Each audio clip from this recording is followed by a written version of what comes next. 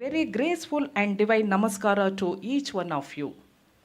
On this auspicious Friday morning, we gather once again in the sacred ambience of Santa Vani, a confluence where the wisdom of our saints, the fragrance of our traditions, and the splendor of our spiritual heritage bloom together. Let us begin our morning session by turning our minds towards the profound and ancient tradition of Jainism, a wisdom path that celebrates ahimsa, compassion, and self discipline. It is our honor to welcome today's respected speaker, Dr. Hampa Nagarajaya,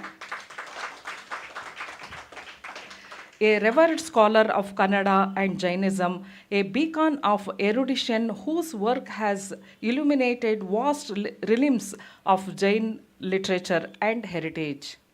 Sir, with reverence, we invite you to share your insights on saints from Jainism. Heartily welcome you, sir. I invite Sri Prakash Kamat, come on the dais and give brief introduction about our esteemed guest. Ladies and gentlemen, good morning to all. It's my honor to introduce to you a towering figure in Kannada literature, Dr. Hampa Nagarajaya. Born in Hampasandra, Chikkaballapur district, Dr. Hampa Nagarajaya's journey from a village classroom to the global stage is truly inspiring. Guided by literary giants like Kuvempu and D.V. Gundappa, he earned his MA with distinction and a PhD in Kannada, dedicating his life not to administration but to teaching and nurturing generations of students. As professor, director, and leader of institutions including Bangalore University's Kannada Studies Center and the Kannada Sahitya Parishad, Dr. Hampa Nagarajaya has been a tireless champion of Kannada language and culture. His stewardship saw the publication of over 500 works, ranging from encyclopedias and translations to children's literature and poetry anthologies. A prolific writer, Dr. Hampa Nagarajaya has authored more than 100 works in Kannada and English. His celebrated epic poem, Charu Vasanta, has been translated into numerous languages, making history in Kannada literature. He has represented Karnataka in 28 countries, presenting scholarly papers and carrying the voice of Kannada to the world. His contributions have been recognized with the Karnataka Sahitya Academy Award, Rajyotsava Award, Pampa Award, National Award for Children's Literature, and many more, including the honorary doctorate, Nadoja from Hampi University. Internationally, he has been honored as the jewel of Jain world. Even at the age of 90, Dr. Hampa Nagarajaya continues to inspire with his scholarship, his energy, and his vision. Today, we celebrate his lifelong dedication as he is conferred the prestigious Ranna Award. Please join me in welcoming Dr. Hampa Nagarajaya, and we request him to present his paper today. Thank you so much. I request our director Sri H.N. Suresh sir to come on dais and felicitate our esteemed guest.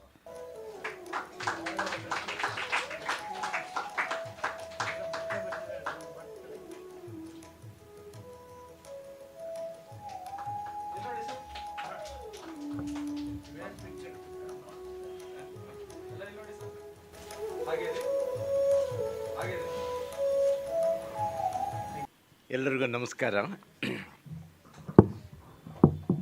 ಒಂದೆರಡು ಸಂಸ್ಕೃತ ಮತ್ತು ಪ್ರಾಕೃತ ಶ್ಲೋಕಗಳಿಂದ ನನ್ನ ಮಾತು ಪ್ರಾರಂಭಿಸ್ತೀನಿ.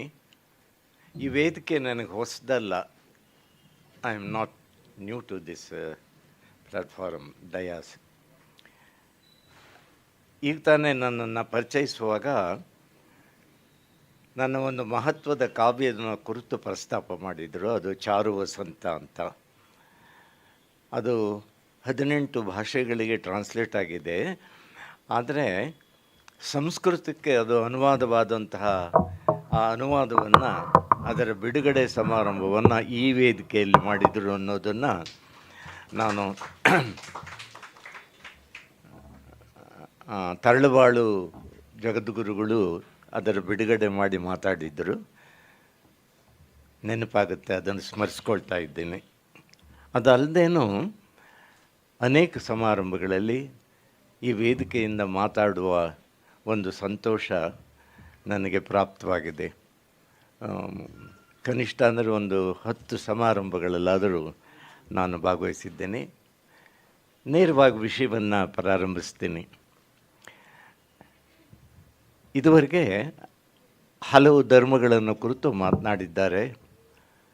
ಆಯಾ ಧರ್ಮದ ಬಗ್ಗೆ ದೀರ್ಘಕಾಲ ಅಧ್ಯಯನ ಮಾಡಿದಂತಹ ಪರಿಣತರು, ಆ ವಿಷಯದ ಬಗ್ಗೆ ಪ್ರಭುತ್ವವನ್ನು ಗಳಿಸಿಕೊಂಡಂತಹ ಪಂಡಿತ ವರೇಣ್ಯರು ಮಾತಾಡಿದ್ದಾರೆ. ಆ ಮಾಲೆಯಲ್ಲಿ ಇದೊಂದು ವಿಶಿಷ್ಟವಾದ ಮಾಲೆ, ಸಂತವಾಣಿ ಅಂತ. ನಾನು ಮಾತನಾಡಲಿರುವುದು ಸಂತವಾಣಿ, ನನ್ನ ಸ್ವಂತವಾಣಿ ಅಲ್ಲ ಅದು. ಎಷ್ಟೊಂದು ಧರ್ಮಗಳ ಬಗ್ಗೆ ನೋಡಿ. All religions R great but not all men, that's A different thing. ಆದ್ದರಿಂದ ನಾನು ಜೈನರ ತ್ರಿಷಷ್ಟಿ ಶ್ಲೋಕ ಪುರುಷರು ಒಂದು ವಿಶಿಷ್ಟವಾದ ಪರಿವೇಶದಲ್ಲಿ ಅವ್ರನ್ನ ನಿಲ್ಲಿಸಿ ಗೌರವಿಸ್ತಾರೆ. ಅವರಲ್ಲಿ 63 ಜನ ಮಹಾಪುರುಷರಲ್ಲಿ ಗ್ರೇಟ್ ಮೆನ್, 24 ಜನ ತೀರ್ಥಂಕರರು, 12 ಜನ ಚಕ್ರವರ್ತಿಗಳು, 9 ಜನ ವಾಸುದೇವರು ಅಥವಾ ನಾರಾಯಣರು, 9 ಜನ ಪ್ರತಿವಾಸುದೇವರು ಅಥವಾ ಪ್ರತಿನಾರಾಯಣರು ಮತ್ತು 9 ಜನ ಬಲದೇವರು ಅಂತ. ಇದು 24 ಜನ ತೀರ್ಥಂಕರರಲ್ಲಿ ಮೊದಲನೆಯವರು ಆದಿ ತೀರ್ಥಂಕರರು. ಅವರಿಗೆ ಋಷಭದೇವ, ಪುರುದೇವ ಹೀಗೆ ಹೆಸರುಗಳುಂಟು. ಕಡೆಯವರು 24ನೆಯವರು ಮಹಾವೀರ ತೀರ್ಥಂಕರರು. ಮಹಾವೀರ ತೀರ್ಥಂಕರಿಗೂ ಅವರ ಒಂದು 200 ವರ್ಷ ಅವರಿಗಿಂತ ಹಿಂದೆ ಇದ್ದಂತಹ ತೀರ್ಥಂಕರರು ಪಾರ್ಶ್ವನಾಥ ತೀರ್ಥಂಕರರು, ಅವರು 23ನೆಯವರು ಮತ್ತು 24ನೆಯವರು ಮಹಾವೀರರು. ಇವರಿಬ್ಬರು ಐತಿಹಾಸಿಕವಾಗಿ ಆಗಿ ಹೋದಂತಹ ಅಧಿಕೃತ ದಾಖಲೆಗಳನ್ನು ಒಳಗೊಂಡಂತಹ ತೀರ್ಥಂಕರರು. 22ನೆಯ ತೀರ್ಥಂಕರಾದಂಥ ನೇಮಿನಾಥ ತೀರ್ಥಂಕರು ಕೂಡ ಐತಿಹಾಸಿಕರು ಇರಬಹುದು ಅಂತ ವಿದ್ವಾಂಸರು ಹೇಳಿದ್ದಾರೆ. ನಾನು ಆ ವಿವರಗಳಿಗೆ ಹೋಗದೆ ಸಂತವಾಣಿಯ ಪರಿಪ್ರೇಕ್ಷ್ಯದಲ್ಲಿ ಹೇಳಬೇಕಾದಂಥ ಮಾತುಗಳನ್ನು, ನನಗೆ 1 ಗಂಟೆ ಅವಧಿಯನ್ನು ಕೊಟ್ಟಿದ್ದಾರೆ. ಈಗಾಗಲೇ 15 ನಿಮಿಷ ತಡವಾಗಿ ಪ್ರಾರಂಭ ಆದದ್ದರಿಂದ ನಾನಿನ್ನು 45 ನಿಮಿಷ, ಯಾಕೆಂದರೆ ಅದಾದಮೇಲೆ ಜೈನ ಧರ್ಮದ ಸಮಕಾಲೀನ ಇನ್ನೊಂದು ಶ್ರೇಷ್ಠ ಧರ್ಮವಾದ, ಪ್ರಾಚೀನ ಧರ್ಮವಾದಂತಹ ಬೌದ್ಧ ಧರ್ಮವನ್ನು ಕುರಿತು ಅದರ ಒಬ್ಬ ಗುರುಗಳೇ ಮಾತಾಡೋರು ಇರೋದರಿಂದ ಅವರಿಗೆ ಈ ವೇದಿಕೆಯನ್ನು ನಾನು ತೆರವು ಮಾಡಿಕೊಡ್ಬೇಕು ಅನ್ನುವ ಎಚ್ಚರ ಇಟ್ಟುಕೊಂಡು ನನ್ನ ಮಾತುಗಳನ್ನು ಮುಂದುವರಿಸ್ತೀನಿ.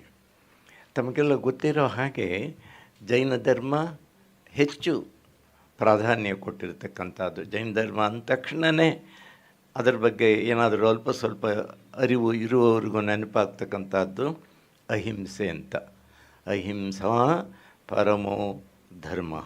The paramount religion is non violence, non killing. ಅದನ್ನು ಎಲ್ಲ ಧರ್ಮಗಳು ಅದನ್ನೇ ಹೇಳಿರೋದು. ಬರೀ ಜೈನ ಧರ್ಮವೇ ಅದರದ್ದೇ ಮನಾಪಲಿ ಅಂತಲ್ಲ. ಆದರೆ ಜೈನ ಧರ್ಮ ಅದಕ್ಕೆ ಹೆಚ್ಚು ಒತ್ತನ್ನು ಕೊಟ್ಟು ಅದನ್ನೇ ಕೇಂದ್ರದಲ್ಲಿ ಕೇಂದ್ರ ಪ್ರಜ್ಞೆಯಾಗಿಟ್ಟುಕೊಂಡು ತನ್ನ ಸಿದ್ಧಾಂತವನ್ನು ವಿಸ್ತರಿಸಿಕೊಂಡು ಲೋಕಕ್ಕೆ ಬಿತ್ತರಿಸ್ತಾ ಬಂದಿರತಕ್ಕಂಥದ್ದು. ಏಕೆಂದರೆ ಬಸವಣ್ಣವರು ಹೇಳಿದ್ದಾರೆ, ದಯೆ ಇಲ್ಲದ ಧರ್ಮವಾವು ದಯೆ. ದಯೆ, ಅನುಕಂಪೆ, ಅಹಿಂಸೆ ಇವು ಎಲ್ಲ ಧರ್ಮಗಳ ಸಾರವು ಹೌದು. ಆದರೆ ಜೈನ ಧರ್ಮ ಯಾಕೆ ಅದಕ್ಕೆ ಮಹತ್ವ ಕೊಟ್ಟಿದ್ದೆ ಏನು ಅನ್ನೋದನ್ನು ನನ್ನ ಮಾತು ಮುಂದುವರಿಸೋದಕ್ಕೆ ಪ್ರಾರಂಭದಲ್ಲಿ ನಾನು ಆಗಲೇ ಹೇಳಿದೆ. ಒಂದು ಸಂಸ್ಕೃತ, ಒಂದು ಪ್ರಾಕೃತ ಇಟ್ಕೊಂಡು ನಾನು ಮಾತಾಡೋಕ್ಕೆ ಹೋಗ್ತೀನಿ. ನನ್ನ ಮಾತಿನಲ್ಲಿ ಜೈನ ಧರ್ಮದ ಆಗಮಗಳು, ಮೂಲ ಆಗಮಗಳಿರ್ತಕ್ಕಂಥದ್ದು ಪ್ರಾಕೃತದಲ್ಲಿ ಅರ್ಧಮಾಗದಿ, ಶೌರಸೇನಿ, ಅಪಭ್ರಂಶ, ಜೈನ ಮಹಾರಾಷ್ಟ್ರಿ ಮತ್ತು ಬೌದ್ಧ ಧರ್ಮದ್ದು ಪಾಳಿ. ಇದರ ಪಾಳಿಯೂ ಕೂಡ ಪ್ರಾಕೃತದ ಒಂದು ಪ್ರಭೇದವೇ. ನಾನು ನನ್ನ ಮಾತಾದ ಮೇಲೆ ಬೌದ್ಧ ಧರ್ಮವನ್ನು ಕುರಿತು ಮಾತನಾಡೋರು ಹೆಚ್ಚು ಪಾಳಿ ತ್ರಿಪಿಟಕಗಳು, ನಿಕಾಯಗಳು ಅವುಗಳನ್ನು ಇಟ್ಕೊಂಡು ಅವರು ಮಾತಾಡ್ತಾರೆ. ನಾನು ಆಗಮಗಳನ್ನು ಇಟ್ಕೊಂಡು ಪ್ರಥಮಾನುಯೋಗ, ಚರಣಾನುಯೋಗ, ಕರ್ಣಾನುಯೋಗ ಅಂತ ಅವುಗಳನ್ನು ಆಕರವಾಗಿ ಇಟ್ಕೊಂಡು ನನ್ನ ಮಾತು ಬೆಳೆಸ್ತೇನೆ. ತಿಳೋಯ ಸಬ್ಬ ಜೀವಾಣಂ ಹಿಯಂ ಧಮ್ಮೋವದೇಶಿಣಂ ಒಡ್ಡಮಾಣಂ ಮಹಾವೀರಂ ವಂದಿತ್ತ ಸಬ್ಬ ವೇಯಿಣಂ. ಇದು ಸಂಸ್ಕೃತದ ಹಾಗೆ ಕಾಣುತ್ತೆ, ಆದರೆ ಸಂಸ್ಕೃತ ಅಲ್ಲ, ಪ್ರಾಕೃತ. ತಿಳೋಯ ಅಂದರೆ ತ್ರಿಲೋಕ, 3 ಲೋಕಗಳು, ಊರ್ಧ್ವ, ಮಧ್ಯಮ, ಅದ, ಈ 3 ಲೋಕಗಳು. ತಿಳೋಯ ಸಬ್ಬ ಜೀವಾಣಂ, ಸರ್ವ, ಸಬ್ಬ ಅಂದರೆ ಸರ್ವ ಜೀವಗಳಿಗೂ, ಸಮಸ್ತ ಜೀವರಾಶಿಗೂ ತಿಳೋಯ ಸಬ್ಬ ಜೀವಾಣಂ ಹಿಯಂ ಅಂದರೆ ಹಿತವಾದದ್ದನ್ನು. ತಿಳೋಯ ಸಬ್ಬ ಜೀವಾಣಂ ಹಿಯಂ ಧಮ್ಮೋಪದೇಶಿಣಂ, ಧರ್ಮವನ್ನು ಉಪದೇಶಿಸಿದರು. ಯಾರಿಗೆ? ತ್ರಿಲೋಕದಲ್ಲಿರ್ತಕ್ಕಂತಹ ಎಲ್ಲ ಜೀವರಿಗೂ ಕೂಡ ಅದು ಹೇಗಿತ್ತು? ಹಿತವಾಗಿತ್ತು. ಹಿತವಾದಂತಹ ಧರ್ಮವನ್ನು ಕುರಿತು 3 ಲೋಕದ ಜನರಿಗೂ ಬೋಧಿಸಿದರು. ಯಾರು ಅಂದರೆ ಒಡ್ಡಮಾಣಂ, ವರ್ಧಮಾನ ಮಹಾವೀರರು ಬೋಧಿಸಿದರು. ಏನು ಅವರ ವಿಶೇಷ? ಒಡ್ಡಮಾಣಂದವ್ರದ್ದು ಮಹತ್ವ ಏನೋ, ಆ ತೀರ್ಥಂಕರು ಒಡ್ಡಮಾಣಂ ಅವರು ಸಬ್ಬ ವೇಯಿಣಂ, ಅವರು ಸರ್ವಜ್ಞರು. ಸಬ್ಬ ಅಂದರೆ ಸರ್ವ, ವೇಯಿಣಂ ವೇದಿನಃ, ಎಲ್ಲವನ್ನೂ ತಿಳಿದಂತಹ ಜ್ಞಾನಿಯಾಗಿದ್ದಂಥವರು.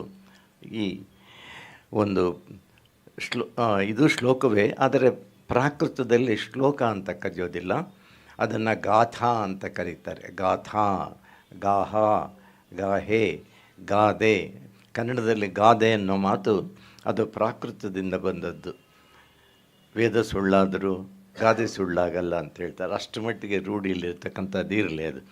ಹೀಗೆ 3 ಲೋಕಗಳ ಜನಕ್ಕೆ, ಜೀವರಾಶಿಗೆ ಹಿತವಾದಂತಹ ಧರ್ಮ ಬೋಧನೆಯನ್ನು ಮಾಡಿದಂತಹ ಮಹಾವೀರರ ಬೋಧನೆಯ ಸಾರ ಏನು ಮುಖ್ಯವಾದ್ದು ಅಂತೇಳಿ ಅದನ್ನು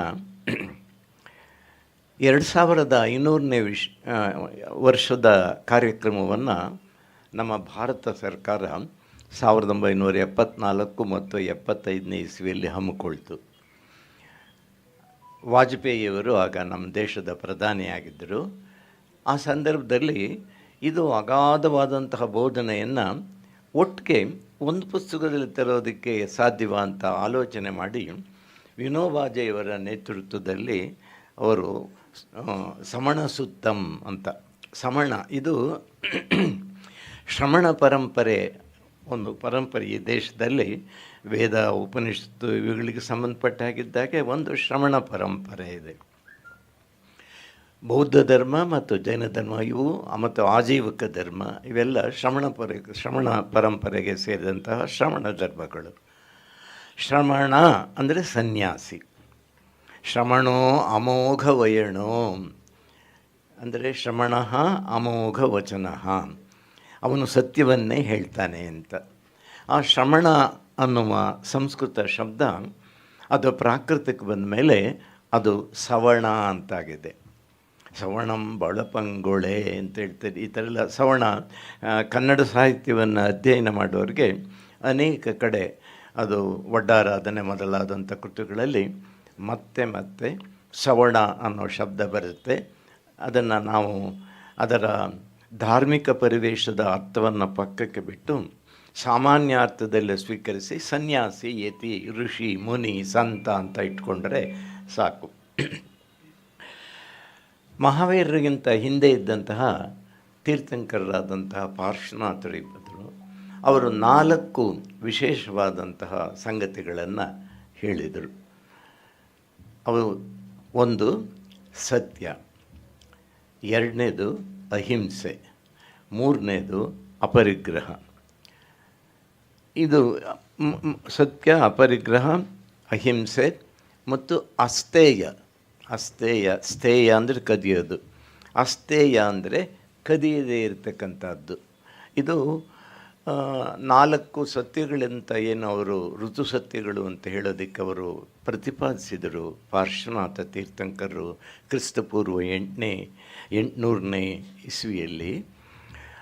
ಅದು 4 ಮಾತ್ರ ಇದ್ದದ್ದನ್ನು ಅನಂತರ ಬಂದಂತಹ ಮಹಾವೀರರು 24ನೇವರು ಅದಕ್ಕೆ ಇನ್ನೊಂದು ಸೇರಿಸಿ 5 ಮಾಡಿದರು. ಅದನ್ನೇ 5 ಮಹಾವ್ರತಗಳು ಮುನಿಗಳಿಗೆ. ಅದು ನಮ್ಮಂಥ ನಿಮ್ಮಂಥ ಗೃಹಸ್ಥರಿಗೆ ಚಿಕ್ಕ ಪ್ರಮಾಣದಲ್ಲಿ ಇರೋದರಿಂದ ಅನುಸರಿಸೋದಕ್ಕೆ ಅನುಕೂಲವಾಗಲಿ ಅಂತ ನಾವು ನಾನಾ ವ್ಯವಹಾರಗಳಲ್ಲಿರ್ತೀವಿ. ಅಷ್ಟು ಕಟ್ಟುನಿಟ್ಟಾಗಿ ಅನುಸರಿಸೋಕ್ಕಾಗೋದಿಲ್ಲ. ನಮ್ಮನ್ನು ಸ್ವಲ್ಪ ಕನ್ಸೆಷನ್, ರಿಯಾಯಿತಿ. ಅದರಿಂದ ಅಣುವ್ರತಗಳು ಅಂತ ಆಚಾರ್ಯ ತುಳಸಿಯವರು ಅಣುವ್ರತ ಆಂದೋಲನ ಅಂತ ಕಾಶ್ಮೀರದಿಂದ ಕನ್ಯಾಕುಮಾರಿವರೆಗೂ 1975ನೇ ಇಸ್ವಿಯಲ್ಲಿ ಮಾಡಿದರು. ಪ್ರಾರಂಭಿಸಿ ಕರ್ನಾಟಕಕ್ಕೂ ಬಂದಿದ್ದರು. ಈ 4 ಸತ್ಯಗಳಿಗೆ ಸತ್ಯ, ಅಹಿಂಸೆ, ಅಸ್ತೇಯ, ಅಪರಿಗ್ರಹ, ಅವುಗಳ ಜೊತೆಗೆ ಮಹಾವೀರರು 5ನೇದು ಇನ್ನೊಂದನ್ನು ಸೇರಿಸಿದರು, ಬ್ರಹ್ಮಚರ್ಯ ಅಂತ. ಇವು 4 ಇರಬೇಕು. ಸತ್ಯ ಮತ್ತು ಅಸ್ತೇಯ, ಕದಿಯದೆ. ಎಲ್ಲ ಧರ್ಮದಲ್ಲೂ ಇದನ್ನು ಹೇಳಿದ್ದೆ. ಬಸವಣ್ಣವರು ಸರಳವಾದ ರೀತಿಯಲ್ಲಿ ಕಳಬೇಡ, ಕೊಲ್ಲಬೇಡ, ಹುಸಿಯ ನುಡಿಯಬೇಡ ಹೇಳೇ ಇದ್ದಾರೆ ಅವರು. ಹಾಗೆ ಸತ್ಯ, ಅಹಿಂಸೆ, ಅಸ್ತೇಯ ಮತ್ತು ಅಪರಿಗ್ರಹ ಭಾಳ ಮುಖ್ಯವಾದ್ದು. ಅಪರಿಗ್ರಹ ಅಂತಂದರೆ ಪರಿಗ್ರಹ ಸ್ವೀಕರಿಸೋದು. ಎಲ್ಲ ನನಗಿರಲಿ, ನಾನಿನ್ನು ಅದು ಇರಲಿ, ಇದು ಇರಲಿ ಅಂತ ಎಷ್ಟಿದ್ರೂ ಇನ್ನೂ ಬಯಸ್ತಕ್ಕಂಥದ್ದು. ಹಾಗಾಗಬಾರದು. ಅದಕ್ಕೊಂದು ಮಿತಿ ಇರಬೇಕು, ಎಲ್ಲದರೊಂದು ಗಡಿರೇಖೆಯನ್ನು ಹಾಕ್ಕೊಳ್ಬೇಕು ಅಂತ ಹೇಳಿ ಅದಕ್ಕೆ ಅಪರಿಗ್ರಹ. ನಿನಗೆ ಎಷ್ಟು ಬೇಕೋ ಅಷ್ಟಿಟ್ಕೋ, ನಿನಗಿಂತ ಹೆಚ್ಚಾದದ್ದನ್ನು ನೀನು ಬಿಟ್ಬಿಡಬೇಕು ಅಂತ ಹೇಳ್ತಕ್ಕಂಥದ್ದು. ಅದಕ್ಕೆ ಬ್ರಹ್ಮಚರ್ಯ ಹೊಸದಾಗಿ ಮಹಾವೀರರು ಸೇರಿಸಿದಂಥ ಸಂದರ್ಭದಲ್ಲಿ ಅದರ ಔಚಿತ್ಯ ಅಂತಂದರೆ ಕೇವಲ ಮದುವೆ ಆಗದೇ ಇರತಕ್ಕಂಥದ್ದು. ಅದು ಆ ಥರದ ಬ್ರಹ್ಮಚರ್ಯ ಅಲ್ಲ. ಅದು ಮದುವೆ, ವೈವಾಹಿಕ ಜೀವನವನ್ನು ನಡೆಸಬೇಕು, ಆದರೆ ಅದರಲ್ಲಿ ಒಂದು ಮಿತಿ ಇರಬೇಕು ಅಂತ ಇರ್ತಕ್ಕಂಥದ್ದು. ಇಷ್ಟನ್ನು ಮಹಾವೀರರು ತಾವು ಇದ್ದಂಥ ಕಾಲದಲ್ಲಿ ಅವರು ಅದನ್ನು ಪ್ರತಿಪಾದಿಸಿದರು. ಬ್ರಹ್ಮಚರ್ಯ ಒಂದನ್ನು ಸೇರಿಸಿದ್ರು. ಬಿಟ್ಟರೆ ಇನ್ನು 4 ಅವರು ಬರುವ ವೇಳೆಗೆ ಇದ್ದದ್ದು ಬ್ರಹ್ಮಚರ್ಯವನ್ನು ಸ್ವದಾರ ಸಂತೋಷ ಅಂತ, ತನ್ನ ಹೆಂಡತಿಯಲ್ಲಿ ತಾನು ರಮಿಸಿ ಸುಖವನ್ನು, ದಾಂಪತ್ಯವನ್ನು ಪಡೀತಕ್ಕಂಥ ಒಂದು ವ್ಯಾಪಕ ಅರ್ಥದಲ್ಲಿ ಅವರು ಮಾಡಿದರು.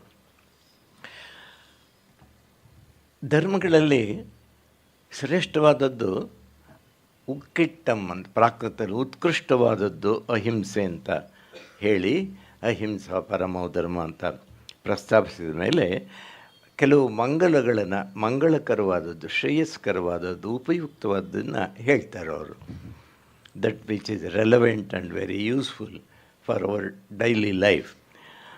ಧಮ್ಮೋ ಮಂಗಲಂ ಉಕ್ಕಿಟ್ಟಂ ಅಹಿಂಸಾ ಸಂಯಮೋ ತವೋ. ನಾನು ಪ್ರಾಕೃತದಲ್ಲಿ ಬೆಳೆಸಿ ಅದನ್ನು ಆಮೇಲೆ ಸಂಸ್ಕೃತ ಪರ್ಯಾಯ ಶಬ್ದವನ್ನು ಮತ್ತು ಕನ್ನಡದ ಮಾತುಗಳನ್ನು ನಾನು ಬಳಸ್ತೀನಿ. ಧಮ್ಮೋ ಮಂಗಲಂ ಉಕ್ಕಿಟ್ಟಂ ಅಹಿಂಸಾ ಸಂಯಮೋ ತವೋ ದೇವಾವಿ ತಂ ನಮಂ ಸಂತಿ ಜಸ್ಸ ದಮ್ಮೇ ಸಯಾ ಮಣೋ. ಯಾರು ಅಹಿಂಸೆಯನ್ನು, ಸಂಯಮೋ ಅಂದರೆ ಸಂಯಮ, ರೆಸ್ಟ್ರೈನ್, ಇಂದ್ರಿಯ ನಿಗ್ರಹ, 10 ಕಡೆ ಹರಿದು ಹೋಗುವ ಚಂಚಲವಾದ ಚಿತ್ತವನ್ನು ನಿಗ್ರಹಿಸಿಕೊಂಡಿರ್ತಕ್ಕಂತಹ ರೆಸ್ಟ್ರೈಂಟ್, ಅದು ಸಂಯಮೋ, ಸಂಯಮ. ತವೋ ಅಂದರೆ ತಪಸ್ಸು. ಇವು ಧರ್ಮದ ಲಕ್ಷಣಗಳು ಅಂತ. ಧರ್ಮೋ ಮಂಗಲಂ ಉಕ್ಕಿಟ್ಟಂ. ಉಕ್ಕಿಟ್ಟಮನ್ನು ಉತ್ಕೃಷ್ಟವಾದದ್ದು. ಉತ್ಕೃಷ್ಟವಾದಂಥ ಮಂಗಲಗಳಲ್ಲಿ ಧರ್ಮ ಮೊದಲನೇ ಸ್ಥಾನ ಕೊಟ್ಟಿದ್ದಾರೆ. ಅದರ ಲಕ್ಷಣಗಳು ಯಾವ್ಯಾವುದು? ಬಾಹ್ಯ ಲಕ್ಷಣಗಳು ಅಂದರೆ ಅಹಿಂಸೆ, ಸಂಯಮ ಮತ್ತು ತಪ. ಯಾರು ಇದನ್ನು ಪಾಲಿಸ್ತಾರೋ, ಅನುಸರಿಸ್ತಾರೋ ಅವರಿಗೆ ದೇವತೆಗಳು ಕೂಡ ನಮಸ್ಕರಿಸ್ತಾರೆ. ದೇವಾವಿ ತಮ್ ಅಂಥವರನ್ನು ನಮಂ ಸಂತಿ, ಅವರಿಗೆ ನಮಸ್ಕಾರ ಮಾಡ್ತಾರೆ. ಯಾರಿಗೆ? ಜಸ್ಸ ಯಾರು? ದಮ್ಮೆ ಸಯಾಮಣೋ. ಸಯ ಅಂದರೆ ಸದಾ, ಮಣೋ ಮನಸ್ಸು, ಮನಸ್ಸಿನಲ್ಲಿಯೂ ಮತ್ತು ಹೊರಗಿನ ಬಾಹ್ಯ ಆಚರಣೆಗಳಲ್ಲಿಯೂ ಯಾರು ಇದನ್ನು ಮಾಡ್ತಾರೋ ಅವರನ್ನು ದೇವತೆಗಳು ನಮಸ್ಕರಿಸ್ತಾರೆ. ಮತ್ತು ಧರ್ಮದ ಇನ್ನೊಂದು ಲಕ್ಷಣ ಅದು ಸೋಧಮ್ಮೋ ಜತ್ತ ದಯ. ಜತ್ತ ಎತ್ತರ, ಎಲ್ಲಿ ದಯ ಇದೆಯೋ, ದಯೆ ಇದೆಯೋ ಅದೇ ಸಹ ಅದೇ ಧರ್ಮ. ಇದು ಹೇಳೋದು ಅನೇಕ ಸರ್ತಿ ಸುಲಭ ಇರುತ್ತೆ, ಆದರೆ ಪಾಲಿಸೋದು, ಅನುಸರಿಸೋದು ಬಹಳ ಕಷ್ಟ ಇರುತ್ತೆ. ಅದರಿಂದ ಮಹಾತ್ಮ ಗಾಂಧೀಜಿಯಿಂದ ಮೊದಲುಗೊಂಡು ಅಹಿಂಸೆಯ ಮಹತ್ವವನ್ನು ಲೋಕಕ್ಕೆ ಬಿತ್ತರಿಸಿದವರಲ್ಲಿ ಗಣ್ಯರು. ಯಾರಲ್ಲಿ ಆಯುಧಗಳಿದ್ವೋ, ಭಯಂಕರವಾದ ಅಸ್ತ್ರ ಶಸ್ತ್ರ ಬಾಂಬ್ ಇದ್ವೆಲ್ಲ ಇದ್ದು ಅಂತಹ ಬ್ರಿಟಿಷರನ್ನು ಎದುರಿಸೋದಕ್ಕೆ ಅವರು ಆಯುಧಗಳನ್ನು ಬಳಸದೆ ಆಯುಧಗಳಲ್ಲಿ ಇನ್ನೂ ಶಕ್ತಿಶಾಲಿಯಾದಂತಹ ಅಹಿಂಸೆಯನ್ನು, ನಾನ್ ವೈಲೆನ್ಸ್, ಅದನ್ನು ಅನುಸರಿಸಿ ಅವರು ನಾನ್ ವೈಲೆನ್ಸಿನ ಅಹಿಂಸೆಯ ಶಕ್ತಿ ಸಾಮರ್ಥ್ಯದ ವ್ಯಾಪ್ತಿ ಎಷ್ಟು ಅಂತ ಜಗತ್ತಿಗೆ ತೋರಿಸ್ಕೊಟ್ರು. ಆದ್ದರಿಂದ non violence is not the sign of weakness. ಅಹಿಂಸೆ ಅನ್ನೋದು ದೌರ್ಬಲ್ಯ ಅಲ್ಲ, ಅವನ ಹೇಳೀಕರಣ ಅಂತ. ಅಹಿಂಸೆಯನ್ನು ಪಾಲಿಸೋದಕ್ಕೂ ಕೂಡ ಅಹಿಂಸೆ ವೀರಸ್ಯ ಭೂಷಣ. ಒಬ್ಬ ನಿಜವಾದ ವೀರನಿಗೂ ಅಹಿಂಸೆ ಅವನು ಪಾಲಿಸಿದರೆ ಅವನಿಗೆ ಒಂದು ಆಭರಣ ತೊಡಿಸಿದಾಗೆ ಇರತಕ್ಕಂಥದ್ದು. ನಿತ್ಯದ ಆಚರಣೆಯಲ್ಲಿ ಇದನ್ನು ತರೋದಿಕ್ಕೆ ಅಂತ ಋಷಿಗಳು, ಸಂತರು ಹೇಳಿರೋದನ್ನು ಯಾರ್ಯಾರು ಹೇಳಿದ್ದಾರೆ ಅನ್ನೋದು ಕೆಲವನ್ನು ಹೆಸರು ಪ್ರಸ್ತಾಪಿಸ್ತೇನೆ. ಉಳಿದ ಕಡೆ ಅವರು ಹೇಳಿದ ಮಾತಿನ ತಿರುಳನ್ನು, ಸಾರನ, ಹೃದಯನ ತಮ್ಮ ಮುಂದೆ ಮಂಡಿಸ್ತೀನಿ. ಒಂದು, ಮಹಾವೀರರ ಮತ್ತು ಉಳಿದ ಎಲ್ಲ ತೀರ್ಥಂಕರರ ಉಪದೇಶದ ಬೋಧನೆಯ ಸಾರವನ್ನು ಕೆಲವು ಮಾತುಗಳಲ್ಲಿ ಆಧುನಿಕ ಆಚಾರ್ಯರು, ಗಣಧರರು ಅದನ್ನು ಲೋಕಕ್ಕೆ ಬಿತ್ತರಿಸಿದ್ದಾರೆ. ಅವುಗಳಲ್ಲಿ ತುಂಬ ಪ್ರಚಲಿತವಾಗಿರ್ತಕ್ಕಂಥದ್ದು ಅದು ಜೀವೋ ಜೀವಸ್ಯ ಜೀವಿತಂ. ಜೀವೋ, ನೀನು ಬದುಕಪ್ಪ, ಲಿವ್. ಆದರೆ ಜೀವಸ್ಯ ಜೀವಿತಂ, ಲೆಟ್ ಲಿವ್ ಅದರ್ಸ್. ಬೇರೆಯವರು ಕೂಡ ನೀನು ಬದುಕೋದಕ್ಕೆ ನಿನಗೆ ಹಕ್ಕಿದೆ, ಆದರೆ ಬೇರೆಯವರು, ಇತರರು ಬದುಕುವ ಹಕ್ಕನ್ನು ನೀನು ಕಿತ್ಕೊಳ್ಳೋ ಹಾಗಿಲ್ಲ. ಅವ್ರಿಗೂ ನಿನ್ನಷ್ಟೇ ಅವ್ರಿಗೂ ಕೂಡ ಹಕ್ಕು ಉಂಟು. ಅದನ್ನೇ ಹಿಂದಿಯಲ್ಲಿ ಜೀವೋ ಜೀನೆ ದೋ. ನೀವು ಪ್ರಯಾಣ ಮಾಡುವಾಗ ಅನೇಕ ಕಡೆ ಇದನ್ನು ಉತ್ತರ ಭಾರತದಿಂದ ಬಂದವರು ಬಳಸೋದನ್ನು ಕೇಳಬಹುದು. ಹಾಗೆಯೇ ಬದುಕು ಬಿಡು ಎನ್ನತಕ್ಕಂತಹ ಈ ಮಾತಿನ ಸರಳವಾದ ಮಾತುಗಳು, ಅದಕ್ಕೇನು ವ್ಯಾಖ್ಯಾನ, ನಿರಪೇಕ್ಷ ಶಬ್ದಗಳು ಇವು. ಯಾರು ಏನು ವಿವರಣೆ, ಟೀಕು ಟಿಪ್ಪಣಿ ಕೊಡಬೇಕಾದ ಅಗತ್ಯ ಇಲ್ಲ. ಅಷ್ಟು ಸರಳವಾದ ಮಾತಾದರೂ ಕೂಡ ಇದರ ಅರ್ಥ ಬಹಳ ದೊಡ್ಡದು. The depth and dimension of these two simple words, ಅದಕ್ಕೆ ಗ್ಲೋಬಲ್ ಡೈಮೆನ್ಷನ್ ಇರ್ತಕ್ಕಂಥದ್ದು. ಅದಕ್ಕೋಸ್ಕರ ಬೇರೆಯವ್ರನ್ನ ಯಾತಕ್ಕೆ ನಾವು ಅನೇಕ ಸಾರ್ತಿ ಬದುಕೋದಕ್ಕೆ ಬಿಡ್ತಾ ಇಲ್ಲಾಂದರೆ ಎಲ್ಲ ನಮಗೆ ಬೇಕು, ನಾನು, ನನ್ನದು. ಯಾರೋ ಹೇಳಿದ್ರಂತೆ, ಓ ಗಾಡ್. ತಕ್ಷಣ ಅವನಿಗೆ ಅನುಮಾನ ಆಯಿತು, ಗಾಡ್ ಇದಾನೋ ಇಲ್ವೋ ಅಂತ. Oh God, if there is a God, save me, my son, my daughter, only for, no more. ತನ್ನ ಹೆಂಡತಿಯ, ತನ್ನ ಮಗಳು ಎಷ್ಟು ಅಂತ. ಇದು ಒಂದು ಸ್ವಾರ್ಥದ ಪರಮಾವಧಿ. ಯಾಕೆ ನನ್ನದು, ಇದನ್ನು ನಾನು ಮುಂದೆ ವಿಸ್ತರಿಸ್ತೀನಿ. ಅದಕ್ಕೋಸ್ಕರ ಆ ಭಾವನೆ ಇರದೇನೆ ಆಚಾರ್ಯ ಸಮಂತಭದ್ರರು ಹೇಳಿದಂಥ ಮಾತುಗಳನ್ನು ಇನ್ನಷ್ಟು ವ್ಯಾಖ್ಯಾನ ಕೊಟ್ಟು ಅದನ್ನು ಸಂಕ್ಷಿಪ್ತವಾಗಿ ಹರಳುಗೊಳಿಸಿ ಒಂದೇ ಒಂದು ಸಂಸ್ಕೃತ ಶಬ್ದದಲ್ಲಿ ಉಮಾಸ್ವಾತಿ ಎನ್ನುವ ಆಚಾರ್ಯರು 475ನೇ ಇಸ್ವಿಯಲ್ಲಿ ಸಂಸ್ಕೃತದಲ್ಲಿ ತತ್ವಾರ್ಥ ಸೂತ್ರ ಅಂತ ಬರೆದಿದ್ದಾರೆ. ಇದು ಬಹಳ ದಿ ಪಿವಟಲ್, ಜೈನ ಧರ್ಮಕ್ಕೆ, ಸಿದ್ಧಾಂತಕ್ಕೆ ಬಹಳ ಸೂತ್ರಪ್ರಾಯವಾಗಿ ಮಂಡಿಸಿದ ಮೊಟ್ಟಮೊದಲನೆಯ ಕೃತಿ ಅದು ಸಂಸ್ಕೃತದಲ್ಲಿ. ಪ್ರಾಕೃತದಲ್ಲಿ 6-7ನೇ ಕ್ರಿಸ್ತಪೂರ್ವದಿಂದ ಇದ್ದವು. ಆದರೆ ಜೈನ ಆಚಾರ್ಯರು ಮತ್ತು ಬೌದ್ಧ ಧರ್ಮದಲ್ಲಿ ಬುದ್ಧ ಇಬ್ಬರೂ ಒಂದು ಕಂಡೀಷನ್ ಹಾಕಿದರು. ಯಾಕೆಂದರೆ ಪ್ರಾಕೃತದಿಂದ ಸಂಸ್ಕೃತಕ್ಕೆ ಪರಿವರ್ತಿಸುವ ಅಥವಾ ಪ್ರಾಕೃತವನ್ನು ಬಿಟ್ಟು ಸಂಸ್ಕೃತದಲ್ಲಿ ರಚಿಸುವ ಒಂದು ಪ್ರವೃತ್ತಿ ಪ್ರಾರಂಭವಾದಂಥ ಸಂದರ್ಭದಲ್ಲಿ ಮತ್ತು ಪ್ರಾಕೃತ ಕೃತಿಗಳಿಗೆ ವ್ಯಾಖ್ಯಾನವನ್ನು ಸಂಸ್ಕೃತದಲ್ಲಿ ಕೊಡೋಕೆ ಹೊರಟಂಥ ಸಂದರ್ಭದಲ್ಲಿ ಯಾವುದು ಇಟ್ಕೊಳ್ಬೇಕು, ಅನುವಾದದ್ದನ್ನು ಇಟ್ಕೊಳ್ಬೇಕಾ, ಮೂಲ ಇಟ್ಕೊಳ್ಬೇಕಾ ಎನ್ನುವ ಸಂಶಯ ಬಂದಂಥ ಸಂದರ್ಭದಲ್ಲಿ ಬುದ್ಧ ಹೇಳಿದರು, ಪಾಳಿಯ ಮೂಲವೇ ಅದು ಅಧಿಕೃತ, ಅದನ್ನು ಇಟ್ಕೊಳ್ಬೇಕು. ಮಹಾವೀರ ಹೇಳಿದರು, ಈ ಪ್ರಾಕೃತವೇ ಅಂದರೆ ಅರ್ಧಮಾಗದೆಯೇ ಮೂಲ, ಅದನ್ನು ಇಟ್ಕೊಳ್ಬೇಕು ಅಂತ. ಈ ಕೋರ್ಟ್ಗಳಲ್ಲಿ ಅಲ್ಲೂ ಇಂಥ ಮಾತು ಬಂದಾಗ ಅಲ್ಲಿ ಸುಪ್ರೀಂ ಕೋರ್ಟ್ ಡಿಸಿಷನ್ ಏನಿದೆ ಅದನ್ನು ಬೇಸಾಗಿ ಇಟ್ಕೊಳ್ಬೇಕು ಅಂತಾರಲ್ಲ, ಅಂದರೆ ಆಧುನಿಕ ದೃಷ್ಟಾಂತವನ್ನು ಕೊಟ್ಟು ನಾನು ಅದನ್ನು ಹೇಳ್ತಾ ಇದ್ದೀನಿ. ಹಾಗೆ ಉಮಾಸ್ವಾತಿ ಆಚಾರ್ಯರು ತತ್ವಾರ್ಥ ಸೂತ್ರದಲ್ಲಿ ಹೇಳಿದ್ದಾರೆ, ಪರಸ್ಪರೋಪಗ್ರಹೋ ಜೀವಾರಾಮ್. ಜೀವಾನಾಂ, ನಮ್ಮ ಜೀವರಾಶಿ, ನಾವು ಹೇಗೆ ಬದುಕು ನಮ್ಮದು ಅಂತಂದರೆ ಪರಸ್ಪರೋಪಗ್ರಹೋ, each one for each one. ಪ್ರತಿಯೊಬ್ಬರೂ ನಾವು ಇನ್ನೊಬ್ಬರ ಸಹಕಾರ ಇಲ್ಲದೇ ನಮ್ಮ ಬದುಕು ನಡೆಸೋದಕ್ಕೆ ಸಾಧ್ಯವೇ ಇಲ್ಲ. ಬೆಳಗ್ಗೆಯಿಂದ ರಾತ್ರಿವರೆಗೂ ನಾವು ಎಷ್ಟೊಂದು ಜನಕ್ಕೆ ಋಣಿಯಾಗಿರ್ತೀವಿ ಅಂತ ಆಲೋಚಿಸಿದ್ರೇ ಗೊತ್ತಾಗುತ್ತೆ. ಈಗ ನಾವು ಬೆಳಗ್ಗೆದ್ದು ಮನೆಯಲ್ಲಿ ಕಾಫಿ ಬೇಕು ಅಂದರೆ ಅಮ್ಮನೋ ಅಕ್ಕನೋ ಅಣ್ಣನೋ ಯಾರೋ ಅವರು ಸಿದ್ಧಪಡಿಸಿರಬೇಕು. ನಾನು ಈ ವಸ್ತ್ರ ಹಾಕ್ಕೊಂಬಂದಿರ್ಬೇಕಾದ್ರೆ ಈ ವಸ್ತ್ರ ಬೇರೆಯವರೆಲ್ಲ ಸಿದ್ಧಪಡಿಸಿದ್ದು ಇಂಥ ರೂಪಕ್ಕೆ ತಂದ ಮೇಲೆ ಇದು ತೊಟ್ಕೊಂಬರೋದಕ್ಕೆ ಸಾಧ್ಯವಾಯಿತು ಅಂತ. ಹಾಗೆ ಅನೇಕರ ಸಹಕಾರದಿಂದ ನಡೆಯುವ ಸೂತ್ರ ಅದು ಪರಸ್ಪರೋಪಗ್ರಹೋ ಜೀವಾನಾಂ. ಎನಿತು ಜನ್ಮದಲ್ಲಿ ಎನಿತು ಜೀವರಿಗೆ ಎನಿತು ನಾವು ಋಣಿಯೋ, ತಿಳಿದು ನೋಡಿದರೆ ಬಾಳು ಎಂಬುದಿದು ಋಣದ ರತ್ನಗಣಿಯೋ. We will be grateful, we have got to be grateful for so many people, for so many reasons.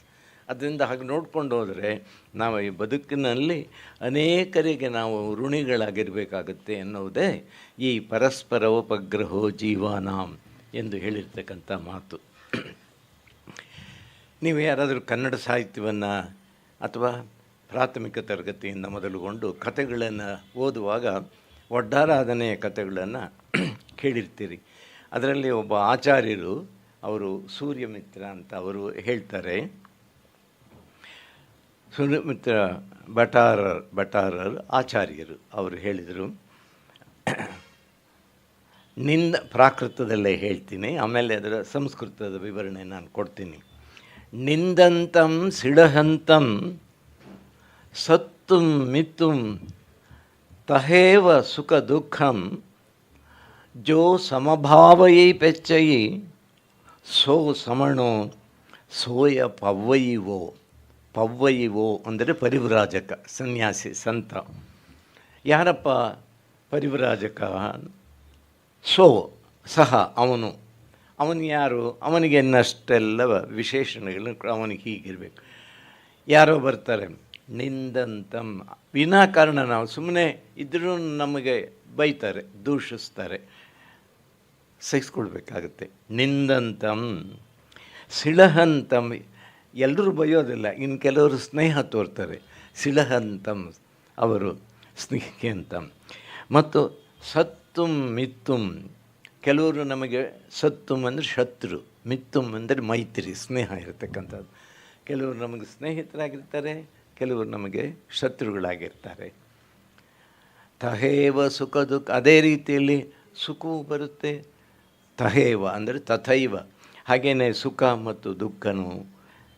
ಹೀಗೆ ಸುಖ ಬರಲಿ ದುಃಖ ಬರಲಿ, ಯಾರೋ ನಮ್ಮನ್ನು ಬೈಲಿ ಅಥವಾ ಸ್ತುತಿ ಮಾಡಲಿ, ಹೀಗೆ ಅವರ ಸುಖವನ್ನು ಬಂದಾಗ ತುಂಬ ಸಂತೋಷವನ್ನು ಹೇಗೆ ಪಡ್ತೇವೋ ಹಾಗೆ ದುಃಖ ಬಂದಾಗ ತೀರ ಕುಗ್ಗಿ ಹೋಗದೆ ಸಹನೆಯಿಂದ ಇರಬೇಕು. ಹೊಗಳಿದಾಗ ಎಷ್ಟು ಸಂತೋಷ ಆಗುತ್ತೋ ತೆಗಳಿದಾಗ ದುಃಖ ಆಗುತ್ತೆ, ಆದರೆ ಸಹಿಸ್ಕೊಳ್ಬೇಕಾಗತ್ತೆ. ಅದನ್ನು ನಿಂದಂತಂ ಸಿಳಹಂತಂ ಸತ್ತುಂ ಮಿತ್ತುಂ ತಹೇವ. ಈ ಒಂದು ಒಡ್ಡಾರದಲ್ಲಿ ಇನ್ನೊಂದು ಬರುತ್ತೆ, ಇದು ಮಹಾವ್ರತವನ್ನು ಪಾಲಿಸುವವರಿಗೆ ಮಾತ್ರ ಸಾಧ್ಯವಾಗ್ತಕ್ಕಂಥದ್ದು. ಏನು ಅಂತಂದರೆ, ಆಕೃಷ್ಟಯೇವ ವಚಸ ನತು ತಾಡಿತೋಸ್ಮಿ, ಸಂತಾಪಿತೋಸ್ಮಿ ನತು ಮೇ ಹೃತಂ ಉತ್ತಮಾಂಗಂ, ಪ್ರಾಣಾಹೃತಾಃ ಮಮ ಪರೈರ್ನತು ಮೇ ಸಮಾಧಿಃ ಇತ್ ಆತ್ಮಚಿಂತನ ಪರಂಪರೆಯ ಕ್ಷಮೇತ. ಕ್ಷಮಿಸಬೇಕಾಗುತ್ತೆ ಅನೇಕ ಸಂದರ್ಭದಲ್ಲಿ. ನಾವು ಹೇಳೋದು ಸುಲಭ ಕ್ಷಮಿಸೋದು ಅಂತ, ಆದರೆ ಕ್ಷಮಿಸೋದು ಬಹಳ ಸಂಯಮದಿಂದ ವ್ಯಕ್ತಿತ್ವವನ್ನು ಯಾರು ರೂಪಿಸಿಕೊಂಡು ತಮ್ಮ ಬದುಕನ್ನು ನಡೆಸ್ಕೊಂಡು ಬಂದಿರ್ತಾರೋ ಅಂಥವರಿಂದ ಮಾತ್ರ ಸಾಧ್ಯವಾಗ್ತಕ್ಕಂಥ. ಸಣ್ಣ ಪುಟ್ಟದ್ದನ್ನು ಕ್ಷಮಿಸ್ಬೋದು, ಆದರೆ ಕೆಲವು ಸಂದರ್ಭದಲ್ಲಿ ಆಗೋದಿಲ್ಲ. ಅದನ್ನು ಇವ್ರು ಹೇಳ್ತಾರೆ, ಮುನಿ ಹೋಗ್ತಾ ಇದ್ದಾನೆ, ಯತಿ ಸನ್ಯಾಸಿ ಸಂತ, ಅವನ್ನ ದಾರಿಯಲ್ಲಿ ಸಿಕ್ಕಾಪಟ್ಟೆ ಬೈತಾನೆ. ಆಕೃಷ್ಟ ಏವ, ಕೋಪದಿಂದ ಉನ್ಮತ್ತನಾಗಿ ಅನೇಕ ಶಬ್ದಗಳಿಂದ ನಿಂದಿಸ್ತಾನೆ, ವಚಸ ಮಾತುಗಳಲ್ಲಿ. ಅದಕ್ಕೆ ಮುನಿ ಏನು ಮಾಡಬೇಕು, ಅವನಿಗೆ ಪ್ರತಿಯಾಗಿ ಯಾಕೆ ಬೈತೆ ಅಂತ ಕೇಳೋದ್ರ ಬದಲು ಅವನು ಅಂದ್ಕೊಳ್ಬೇಕಂತೆ, ಎಷ್ಟು ಒಳ್ಳೆಯವನು ಇವನು, ನನ್ನನ್ನು ಬೈದ, ಸದ್ಯ ಹೊಡಿಲಿಲ್ವಲ್ಲ ಅವನು, ಅದರಿಂದ ಅಷ್ಟು ಮಟ್ಟಿಗೆ ಅವನು ಈಸ್ ಎ ಜೆಂಟಲ್ಮನ್, ಪಾಪ ನಾನು ಬೈದಿದ್ದಾನೆ, ಆದರೂ ಸ್ವಲ್ಪ ರಿಯಾಯಿತಿ ತೋರಿಸಿದ್ದಾನೆ, ನನ್ನ ನತು ತಾಡಿತೋಸ್ಮಿ, ಹಿಡ್ಕೊಂಡು ನನ್ನನ್ನು ಬಾರಿಸಿಲ್ಲ. ಇನ್ನು ಒಬ್ಬ ಬಂದು ಬಾರಿಸ್ತಾನೆ ಅಂತ ಇಟ್ಕೊಳ್ಳೋಣ, ಸಂತಾಪಿತೋಸ್ಮಿ ನತು ಮೇ ಉತ್ತಮ ಅಂಗಂ. ಅವಾಗ ಅಂದ್ಕೊಳ್ಬೇಕು, ನನ್ನನ್ನು ಹೊಡೆದ್ರೂ ಅಯ್ಯೋ ಹೊಡೆದ ಅಷ್ಟೇ ಹೊತ್ತು ನನ್ನ ತಲೆ ತೆಗಿಲಿಲ್ವಲ್ಲ ಅವನು ಅಂಥೇಳಿ ಅವನಿಗೆ ಇನ್ನಷ್ಟು ರಿಯಾಯಿತಿ ತೋರ್ಬೋದಂತೆ. ಪ್ರಾಣಾಹೃತಾಃ ಮಮ ಪರೈರ್ನತು ಮೇ ಸಮಾಧಿ. ನಾನು ಯಾವತ್ತೋ ಒಂದು ದಿವಸ ಸಾಯೋದು ಇದ್ದೇ ಇತ್ತು, ಇನ್ನೊಬ್ಬನು ಬಂದು ಕೊದ್ದೇ ಬಿಡ್ತಾನೆ ಅಂತ ಇಟ್ಕೊಳ್ಳೋಣ, ಸದ್ಯ ಇವನು ಅನಾಯಾಸವಾಗಿ ನನಗೆ ಬಂದು ಕೊಂದಿಲ್ಲ ಅಂತ. ಹೀಗೆ ಆತ್ಮಚಿಂತನೆಯಿಂದ ಕ್ಷಮೆಯನ್ನು ಬೆಳೆಸ್ಕೊಂಡು ಹೋಗ್ಬೇಕು. ಕ್ಷಮಾಗುಣ ಇದು ಈ ಥರ ಬಂದು ಬೈತಾರೆ ಅಂತೆಲ್ಲ ಇವು ಸಾಮತಿಗಳು, ದೃಷ್ಟಾಂತಗಳು ಕೊಟ್ಟು ಇಂತಹ ಸಂದರ್ಭದಲ್ಲಿಯೂ ಕೂಡ ಕ್ಷಮೆಯನ್ನು ಪಾಲಿಸ್ತಕ್ಕಂಥದ್ದಿದೆಯಲ್ಲ, ಅದು ಕ್ಷಮಾಗುಣವನ್ನು ಕುರಿತು ಇನ್ನಷ್ಟು ವಿಸ್ತರಿಸ್ತಾರೆ. ಆದರೆ ನಾನು ಅವುಗಳನ್ನು ಬಿಟ್ಟು ಸಮಯವನ್ನು ಸಮಯ ಆದರೆ ದಯವಿಟ್ಟು ನನ್ನನ್ನು ಎಚ್ಚರಿಸಿ, ನಾನು ಅದನ್ನು ಉಲ್ಲಂಘಿಸಿದರೆ. ಜೈನ ಮುನಿ ನಿರ್ಗ್ರಂಥ ಮುನಿಯಾಗಿರ್ತಾನೆ. ಅವರಲ್ಲಿ ಸ್ಟೇಜ್ ಉಂಟು. ಒಂದು ಕೌಪೀನದ ಮೊದಲು ಸಂಸಾರದಿಂದ ಆದಷ್ಟು ದೂರ ನಿಲ್ಲುವ ಮಾನಸಿಕ ಸಿದ್ಧತೆಯನ್ನು ಪಡೆಯೋದು, ಅದಾದಮೇಲೆ ವಿವಸ್ತ್ರನಾಗಿ ದಿಗಂಬರತ್ವಕ್ಕೆ ಚಲನಿಸೋದು, ಏಕ್ದಮ್ ಎಲ್ಲ ಬಟ್ಟೆ ಕಳಚಿ ನಿರ್ಗಂತನಾಗೋದಕ್ಕೆ ಸಾಧ್ಯ ಆಗಲ್ಲ, ಕಷ್ಟ ಆಗುತ್ತೆ. ಅದರಿಂದ ಮೊದಲು ಬಿಳಿ ವಸ್ತ್ರವನ್ನು ಧರಿಸ್ತಕ್ಕಂಥದ್ದು, ಅದಾದಮೇಲೆ ಕೇವಲ ಒಂದು ತುಂಡು ಒಂದು ಮುಂಡುಗೆ ಸೀಮಿತನಾಗ್ತಕ್ಕಂಥದ್ದು, ಅದರ ಮುಂದಿನ ಹಂತದಲ್ಲಿ ಕೌಪೀನ ಧಾರಣೆ ಆಗ್ತಕ್ಕಂಥದ್ದು, ಅದರ ಕಡೆಯ ಹಂತದಲ್ಲಿ ಅದನ್ನು ಬಿಟ್ಟು ದಿಗಂಬರತ್ವಕ್ಕೆ ಇವು ಹಂತಗಳು ಹೈರಾರ್ಕಿ ಇದ್ದ ಹಾಗೆ ಇರ್ತದೆ. ಅಂತಹ ದಿಗಂಬರ ಮುನಿಗೆ ಇದ್ದಂತಹ ಆಚಾರ್ಯರು, ಅವರು ಒಬ್ಬರು ಸಿಂಹನಂದಿ ಆಚಾರ್ಯರು ಗಂಗವಂಶವನ್ನು ಪ್ರಾರಂಭಿಸಿದಂಥವರು. ಅವರು ಗಂಗವಂಶವನ್ನು ಪ್ರಾರಂಭಿಸ್ತಕ್ಕಂಥ ಸಂದರ್ಭದಲ್ಲಿ ಕ್ರಿಸ್ತಶಕ 4ನೇ ಶತಮಾನದಲ್ಲಿ ಕರ್ನಾಟಕದ ದಕ್ಷಿಣ ಭಾರತದ ಭಾಗದಲ್ಲಿ ಇದ್ದಂತಹ ಮಾಧವ ಮತ್ತು ದಡಿಗ ಅವರುಗಳಿಗೆ ಕುರಿತು ಕೆಲವು ವಿಚಾರಗಳನ್ನು ಆ ಮುನಿ ಹೇಳ್ತಾರೆ. ಅವರು ಆ ಮುನಿಗೆ ತಿಳಿಸಿದಂತಹ ಮಾತುಗಳಲ್ಲಿ ಒಬ್ಬ ಕ್ಷತ್ರಿಯನಾದವನು ಕೂಡ ಹೇಗೆ ಅದನ್ನು ಪಾಲಿಸಬೇಕು ಅಂತ ಅನ್ನೋದನ್ನು ಕುರಿತು ಅವರು ಹೇಳ್ತಕ್ಕಂಥ ಮಾತು.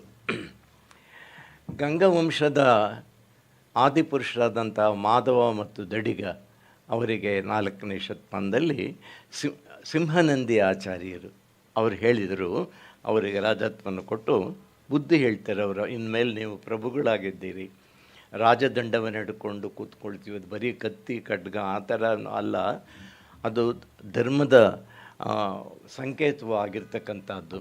ಅದರಿಂದ ನೀವು ನುಡಿದುದನ್ ಆರೊಳಂ ನುಡಿದು ತಪ್ಪಿದೊಡಂ, ಜಿನಶಾಸನಕ್ಕೆ ಒಡಂಬಡದಡಂ, ಅನ್ಯ ನಾರಿಗೆ ಎರೆದು ಅಟ್ಟಿದೊಡಂ, ಮಧುಮಾಂಸ ಸೇವೆಗೈದಡಂ, ಅಕುಲೀನರಪ್ಪವರ ಕೊಳ್ಕೊಡೆಯಾದಡಂ, ಅರ್ತಿಗೆ ಅರ್ಥಮಂ ಕೊಡದೊಡಂ, ಆಹವಾಂಗಣದೋಳ್ ಓಡಿದೊಡಂ, ಕಿಡುಗುಂ ಕುಲಕ್ರಮಂ. ರಾಜವಂಶಕ್ಕೆ ರಾಜಕುಲಕ್ಕೆ ಕೆಲವು ಕ್ರಮಗಳು ಮತ್ತು ಮನುಷ್ಯ ಕುಲಕ್ಕೂ ಸಂಬಂಧಪಟ್ಟಂತೆ ಒಟ್ಟು ನೀವು ಪಾಲಿಸಬೇಕಾದ್ದೇನೇನು ಎಂದರೆ, ಯಾರಿಗಾದರೂ ನೀವು ಮಾತು ಕೊಟ್ಟಿದ್ದರೆ ಆ ಮಾತನ್ನು ನೀನು ಉಲ್ಲಂಘಿಸಬಾರ್ದು. ಕೊಟ್ಟ ಮಾತಿಗೆ ತಪ್ಪು ಕೊಡೋದು. ಮಾತು ಕೊಡೋದಕ್ಕೆ ಮೊದಲು ಆಲೋಚನೆ ಮಾಡು ನೀನು, ಇದು ಕೊಡ್ಬೋದಾ, ಇದು ನನ್ನ ಕೈಲಿ ಸಾಧ್ಯವಾ ಅಲ್ವಾ ಅಂತ ಪೂರ್ವಾಪರಗಳನ್ನು ಯೋಚಿಸಿ ಒಂದು ನಿರ್ಧಾರಕ್ಕೆ ಬಂದು ನೀನು ಮಾತು ಕೊಟ್ಟಿದ್ದಾದಮೇಲೆ ಆ ಮಾತನ್ನು ನೀನು ಪಾಲಿಸಬೇಕು, ಮೀರಬಾರ್ದು, ತಪ್ಪಬಾರ್ದು. ಆಮೇಲೆ ಜಿನಶಾಸನಕ್ಕೆ ಅಹಿಂಸಾ ಇದೆಲ್ಲ ಹೇಳಿದ್ದಾರಲ್ಲ, ಅದಕ್ಕೆ ನೀನು ನಿಷ್ಠನಾಗಿ ನಡ್ಕೊಳ್ಬೇಕು. ಅನ್ಯ ನಾರಿಗೆ ನೀನು ನಿನ್ನ ದಾಂಪತ್ಯ ಸುಖವನ್ನು ನಿಮ್ಮ ಕುಟುಂಬದಲ್ಲಿ ನೀನು ಪಡ್ಕೋ, ಆದರೆ ಅನ್ಯ ನಾರಿಗೆ, ಬೇರೆ ಸ್ತ್ರೀಗೆ ನೀನು ಬಯಸಿ ಹಂಬಲಿಸಿದಂಥ ಸಂದರ್ಭದಲ್ಲಿ ಅದು ನಿಯಮವನ್ನು, ಸತ್ಯವನ್ನು ಉಲ್ಲಂಘಿಸ್ದಂಗೆ ಆಗತ್ತೆ. ಹಾಗೆಯೇ ಆಹಾರದಲ್ಲಿಯೂ ಮಿತಿಯನ್ನು ಹೇಳ್ತಾರೆ. ಆಮೇಲೆ ಯಾರಾದರೂ ನೀನು ರಾಜನ ಇಡೀ ರಾಜ್ಯ ನಿನ್ನ ವಶದಲ್ಲಿದೆ, ನಿನ್ನನ್ನು ಪ್ರಾರ್ಥಿಸಿ ಯಾಚಕರು ಬಂದು ಕಹ್ಕೇನಾರ್ತಿಕೋ ದರಿದ್ರ, ಯಾರು ದರಿದ್ರಿದ್ದಾರೆ ಬನ್ನಿ ಕೇಳಿ ಕೊಡ್ತೀನಿ ಅಂತ, ಅದನ್ನು ನೀನು ಪಾಲಿಸ್ಕೊಳ್ಬೇಕು. ಅದರಿಂದ ಅರ್ತಿಗೆ ಬಯಸ್ತಕ್ಕಂಥವನಿಗೆ ನೀನು ಹಣವನ್ನು, ಸಹಾಯವನ್ನು ಮಾಡಿಕೊಡ್ಬೇಕು. ಇವೆಲ್ಲಕ್ಕಿಂತ ಒಂದು ರೈಡರ್ ಹೇಳ್ತಾರೆ, ಅದು ರಾಜರಿಗೆ ಸಂಬಂಧಪಟ್ಟಂಥದ್ದು. ಕ್ಷಾತ್ರಗುಣ ಸಂಪನ್ನರಾದ ಕ್ಷತ್ರಿಯರಿಗೆ ಅವರು ಯುದ್ಧ ಮಾಡಬೇಕಾದಂಥ ಅನಿವಾರ್ಯತೆ ಇರುತ್ತೆ. ಆದ್ದರಿಂದ ನೀನು ಯುದ್ಧಕ್ಕೆ ಹೋಗಿ ಮಧ್ಯದಲ್ಲಿ ಹೆದರ್ಕೊಂಡು ಹೇಡಿಯಾಗಿ ವಾಪಸ್ ಬರಬಾರ್ದು ನೀನು ಅಂತ. ಆಹವಾಂಗಣದೋಳ್, ರಣರಂಗದಲ್ಲಿ ಯುದ್ಧ ಭೂಮಿಯಲ್ಲಿ ಓಡಿದೊಡಂ, ಹೆದರ್ಕೊಂಡು ಓಡಿದೊಡಂ ಕಿಡುಗುಂ ಕುಲಕ್ರಮಂ ಅಂಥೇಳಿ, ಅಂದರೆ ಆ ಲೌಕಿಕವನ್ನು ದೃಷ್ಟಿಯಲ್ಲಿಟ್ಕೊಂಡು ಅಹಿಂಸೆಯನ್ನು ಪ್ರತಿಪಾದಿಸಬೇಕಾದಂತಹ ಒಬ್ಬ ಜೈನ ನಿರ್ಗಂತ ಮುನಿ ರಾಜಕೀಯದ ಪರಿವೇಶದಲ್ಲಿ ಇದ್ದಂತಹ ರಾಜನಿಗೆ ಹೇಳುವ ಸಂದರ್ಭದಲ್ಲಿ ಯುದ್ಧದ ಮಾತನ್ನು ಪ್ರಸ್ತಾಪಿಸಿ, ನೀನು ಯುದ್ಧ ಮಾಡಬೇಕಾದಂಥ ಅನಿವಾರ್ಯ ಇರೋದರಿಂದ, ಯಾಕೆ ನೀನು ಕ್ಷತ್ರಿಯನೇ ಆಗಿಬಿಟ್ಟಿದ್ದೀಯ, ಆದ್ದರಿಂದ ನೀನು ಅದನ್ನು ಪಾಲಿಸಬೇಕು ಅಂತ. ಇದನ್ನು ಕೆಲವರು ಪ್ರಶ್ನಿಸ್ಬೋದು, ಜೈನ ಮುನಿಯಾಗಿ ಅಹಿಂಸೆ ಹೇಳ್ತಾ ಇದ್ದವನು ಯುದ್ಧ ಮಾಡಿ ಅಂತ ಹೇಳ್ತಾರೆ. ಜೈನ ಗೃಹಸ್ಥರಿಗೆ ಕೆಲವು ರಿಯಾಯಿತಿ ಉಂಟು. ಎಲ್ಲವನ್ನೂ ತೊರೆದು ಆಶ್ರಮದಲ್ಲಿರುವ ಸನ್ಯಾಸಿಗೂ, ಎಲ್ಲವನ್ನೂ ಇಟ್ಕೊಂಡು ಸಂಸಾರದಲ್ಲಿರ್ತಕ್ಕಂಥ ಗೃಹಸ್ಥನಿಗೂ ನಿಯಮಗಳಲ್ಲಿ ಇವನಿಗೆ, ಗೃಹಸ್ಥನಿಗೆ ಕೆಲವು ರಿಯಾಯಿತಿ ಉಂಟು. ಆರಂಭ ಹಿಂಸೆ ಇತ್ಯಾದಿಗಳನ್ನು ವ್ಯಾಪಾರದಲ್ಲಿರ್ತಕ್ಕಂಥವನಿಗೆ ಅವನ ಕೆಲವು ರಿಯಾಯಿತಿಗಳು, ಹಾಗೆ ಈ ಕ್ಷತ್ರಿಯ ಇರ್ತಕ್ಕಂಥವನಿಗೂ ಕೆಲವು ರಿಯಾಯಿತಿಗಳನ್ನು ಹೇಳಿದ್ದಾರೆ. ಅಮಿತಗತಿ ಎನ್ನುವ ಆಚಾರ್ಯರು 10ನೇ ಶತಮಾನದಲ್ಲಿ ತೀರ್ಥಂಕರರ ಉಪದೇಶಕ್ಕೆ ಹೊಸ ವ್ಯಾಖ್ಯಾನಗಳನ್ನು ಕೊಟ್ಟು ವಿವರಣೆಯನ್ನು ನೀಡಿ ಕೃತಿಯನ್ನು ಅವರು ಬರೆದಿದ್ದಾರೆ, ಸಾಮಾಯಿಕ ಪಾಠ ಅಂತ. ಅದರಲ್ಲಿ ನಮಗೂ ನಿಮಗೆ ಎಲ್ರಿಗೂ ಪಾಲಿಸಬಹುದಂತ ಕೆಲವು ವಿಚಾರಗಳನ್ನು ಹೇಳಿದ್ದಾರೆ. ಸತ್ವೇಷು ಮೈತ್ರಿಂ ಗುಣಿಷು ಪ್ರಮೋದಂ ಕ್ಲಿಷ್ಟೇಷು ಜೀವೇಷು ಕೃಪಾಪರತ್ವಂ ಮಾಧ್ಯಸ್ಥ ಭಾವಂ ವಿಪರೀತ ವೃತ್ತವು ಸದಾ ಮಮಾತ್ಮ ವಿದದಾತು ದೇವ.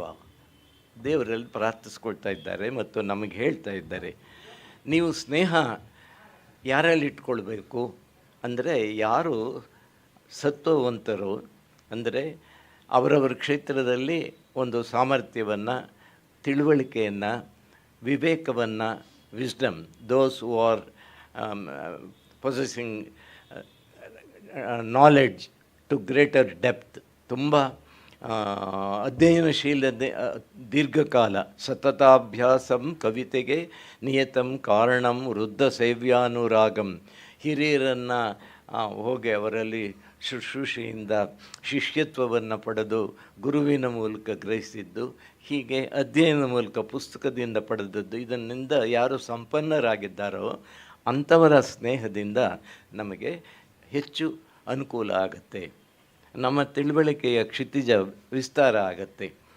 ಸತ್ವೇಷು ಮೈತ್ರಿ ಅಂದರೆ ಸಾಮಾನ್ಯರ ಸ್ನೇಹಕ್ಕೂ ಸತ್ವವಂತರ ಜೊತೆಯಲ್ಲಿ, ಇದಕ್ಕೆ ಗಾದೆ ಇದೆ, ಬೇರೆ ಗಂಧದವ್ರ ಜೊತೆಯಲ್ಲಿ ಗುದ್ದಾಡಬೇಕು ಅಂತ, ಇನ್ನೊಂದು ಬೇಡ. ಗಂಧದ ಅಂದರೆ ಶ್ರೀಗಂಧದ ಜೊತೆಯಲ್ಲಿ ನಾವು ಸಖ್ಯ ಬೆಳೆಸಿದ ಜೊತೆಯಲ್ಲಿ ಅದನ್ನು ನಾವು ತುಂಡರಿಸಿದರೂ ಕೂಡ ಅದು ಸುವಾಸನೆ ಬಿಡೋದಿಲ್ಲ, ಮತ್ತು ಆ ಗಂಧದ ಗುಣ, ಪರಿಮಳ ನಮಗೆ ಅದರ ಸುವಾಸನೆಯಿಂದ ನಾವು ನಮ್ಮ ಇಂದ್ರಿಯಗಳಿಗೆ ಸುಖ ಆಗುತ್ತೆ. ಸತ್ವೇಶು ಮೈತ್ರಿಂ ಗುಣಿಷ ಪ್ರಮೋದಂ. ಯಾರೋ ಗುಣವಂತರಿದ್ದಾರೆ ಅದನ್ನು ಕಂಡು ಹೊಟ್ಟೆ ಕಿಚ್ಚುಪಡಬಾರ್ದು. ಯಾರೋ ಚೆನ್ನಾಗಿ ಮಾತಾಡ್ತಾರೆ, ಚೆನ್ನಾಗಿ ಹಾಡ್ತಾರೆ, ಚೆನ್ನಾಗಿ ನೃತ್ಯ ಮಾಡ್ತಾರೆ, ಅಂಥವರನ್ನು ಕಂಡು ಅಂಥ ಗುಣವಂತರನ್ನು ಮತ್ತು ಒಳ್ಳೆ ಸನ್ನಡತೆಯಿಂದ ಭೂಷಿತರಾಗಿದ್ದವರು ಏನೂ ಮಾಡದೇ ಇದ್ದರೂ ಅವರ ಜೀವನವೇ ಒಂದು ಶೋಭಾಯಮಾನವಾದ, ಇನ್ನೊಬ್ಬರಿಗೆ ತೊಂದರೆ ಕೊಡದೆ ಪರೋಪಕಾರಿಯಾಗಿರ್ತಾನೆ. ಅಂತಹ ಇವರ ಗುಣಿಷನ್ನು ಕಂಡು ನಾವು ಸಂತೋಷ ಪಡಬೇಕು. ಪ್ರಮೋದ. ಕ್ಲಿಷ್ಟೇಶು ಜೀವೇಶು ಕೃಪಾಪರು. ಯಾರಾದರೂ ಕಷ್ಟದಲ್ಲಿದ್ದರೆ ಅಂಥವರಿಗೆ ನಾವು ಸಹಾಯ ಮಾಡಬೇಕು. ಕನಿಕರ, ಕರುಣಾಭಾವವನ್ನು ನಾವು ಮೈಗೂಡಿಸ್ಕೊಳ್ಬೇಕು. ಇನ್ನು ಕೆಲವರು ಬಂದು ವಿನಾಕಾರಣ ನಮಗೆ ತೊಂದರೆ ಕೊಡ್ತಾರೆ, ವಿಪರೀತ ವೃತ್ತವು. ಅಂಥವ್ರ ಜೊತೆಯಲ್ಲಿ ಮಾಧ್ಯಸ್ಥ ಭಾವ, ನಾವು ತಟಸ್ಥವಾಗಿ ಡೈನಮಿಕ್ ನ್ಯೂಟ್ರಾಲಿಟಿ ಅದನ್ನು ಪಾಲಿಸ್ತಕ್ಕಂಥದ್ದು. ಇಂತಹ ಗುಣಗಳನ್ನು ನನಗೆ ಕೊಡಬೇಕು ಅಂತ. ಜೊತೆಗೆ 4 ವಿಧದ ದಾನಗಳನ್ನು ಅವರು ಹೇಳ್ತಾರೆ. ಇದು ಪ್ರತಿಯೊಬ್ಬ ಜೈನ ಗೃಹಸ್ಥನು, ಅವನು ಶ್ರೀಮಂತನಿರಲಿ ಸಾಮಾನ್ಯನಿರಲಿ, ಜೀವನದಲ್ಲಿ ತಪ್ಪದೇ ಪಾಲಿಸ್ತಕ್ಕಂಥದ್ದು 4 ದಾನಗಳನ್ನು.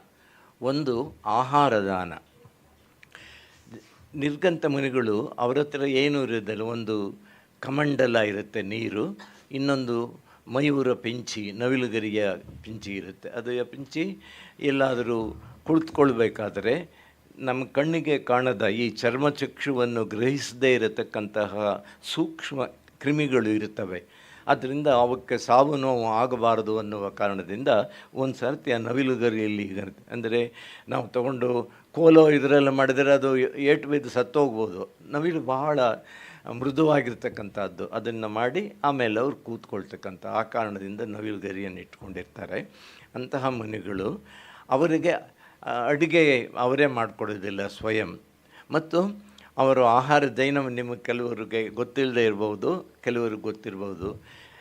ನಿರ್ಗ್ರಂಥ ಮುನಿ, ನಿರ್ಗ್ರಂಥ ಅಂದರೆ ಗ್ರಂಥಿ ಉಳ್ಳದ್ದು ಅಂದರೆ ವಸ್ತ್ರವಿಲ್ಲದೆ ಇರತಕ್ಕಂತಹ ದಿಗಂಬರ ಮುನಿಯು ಆಹಾರವನ್ನು ತೆಗೆದುಕೊಳ್ಳುವ ಒಂದು ಶಿಷ್ಟ ವಿಧಾನ ಅದು.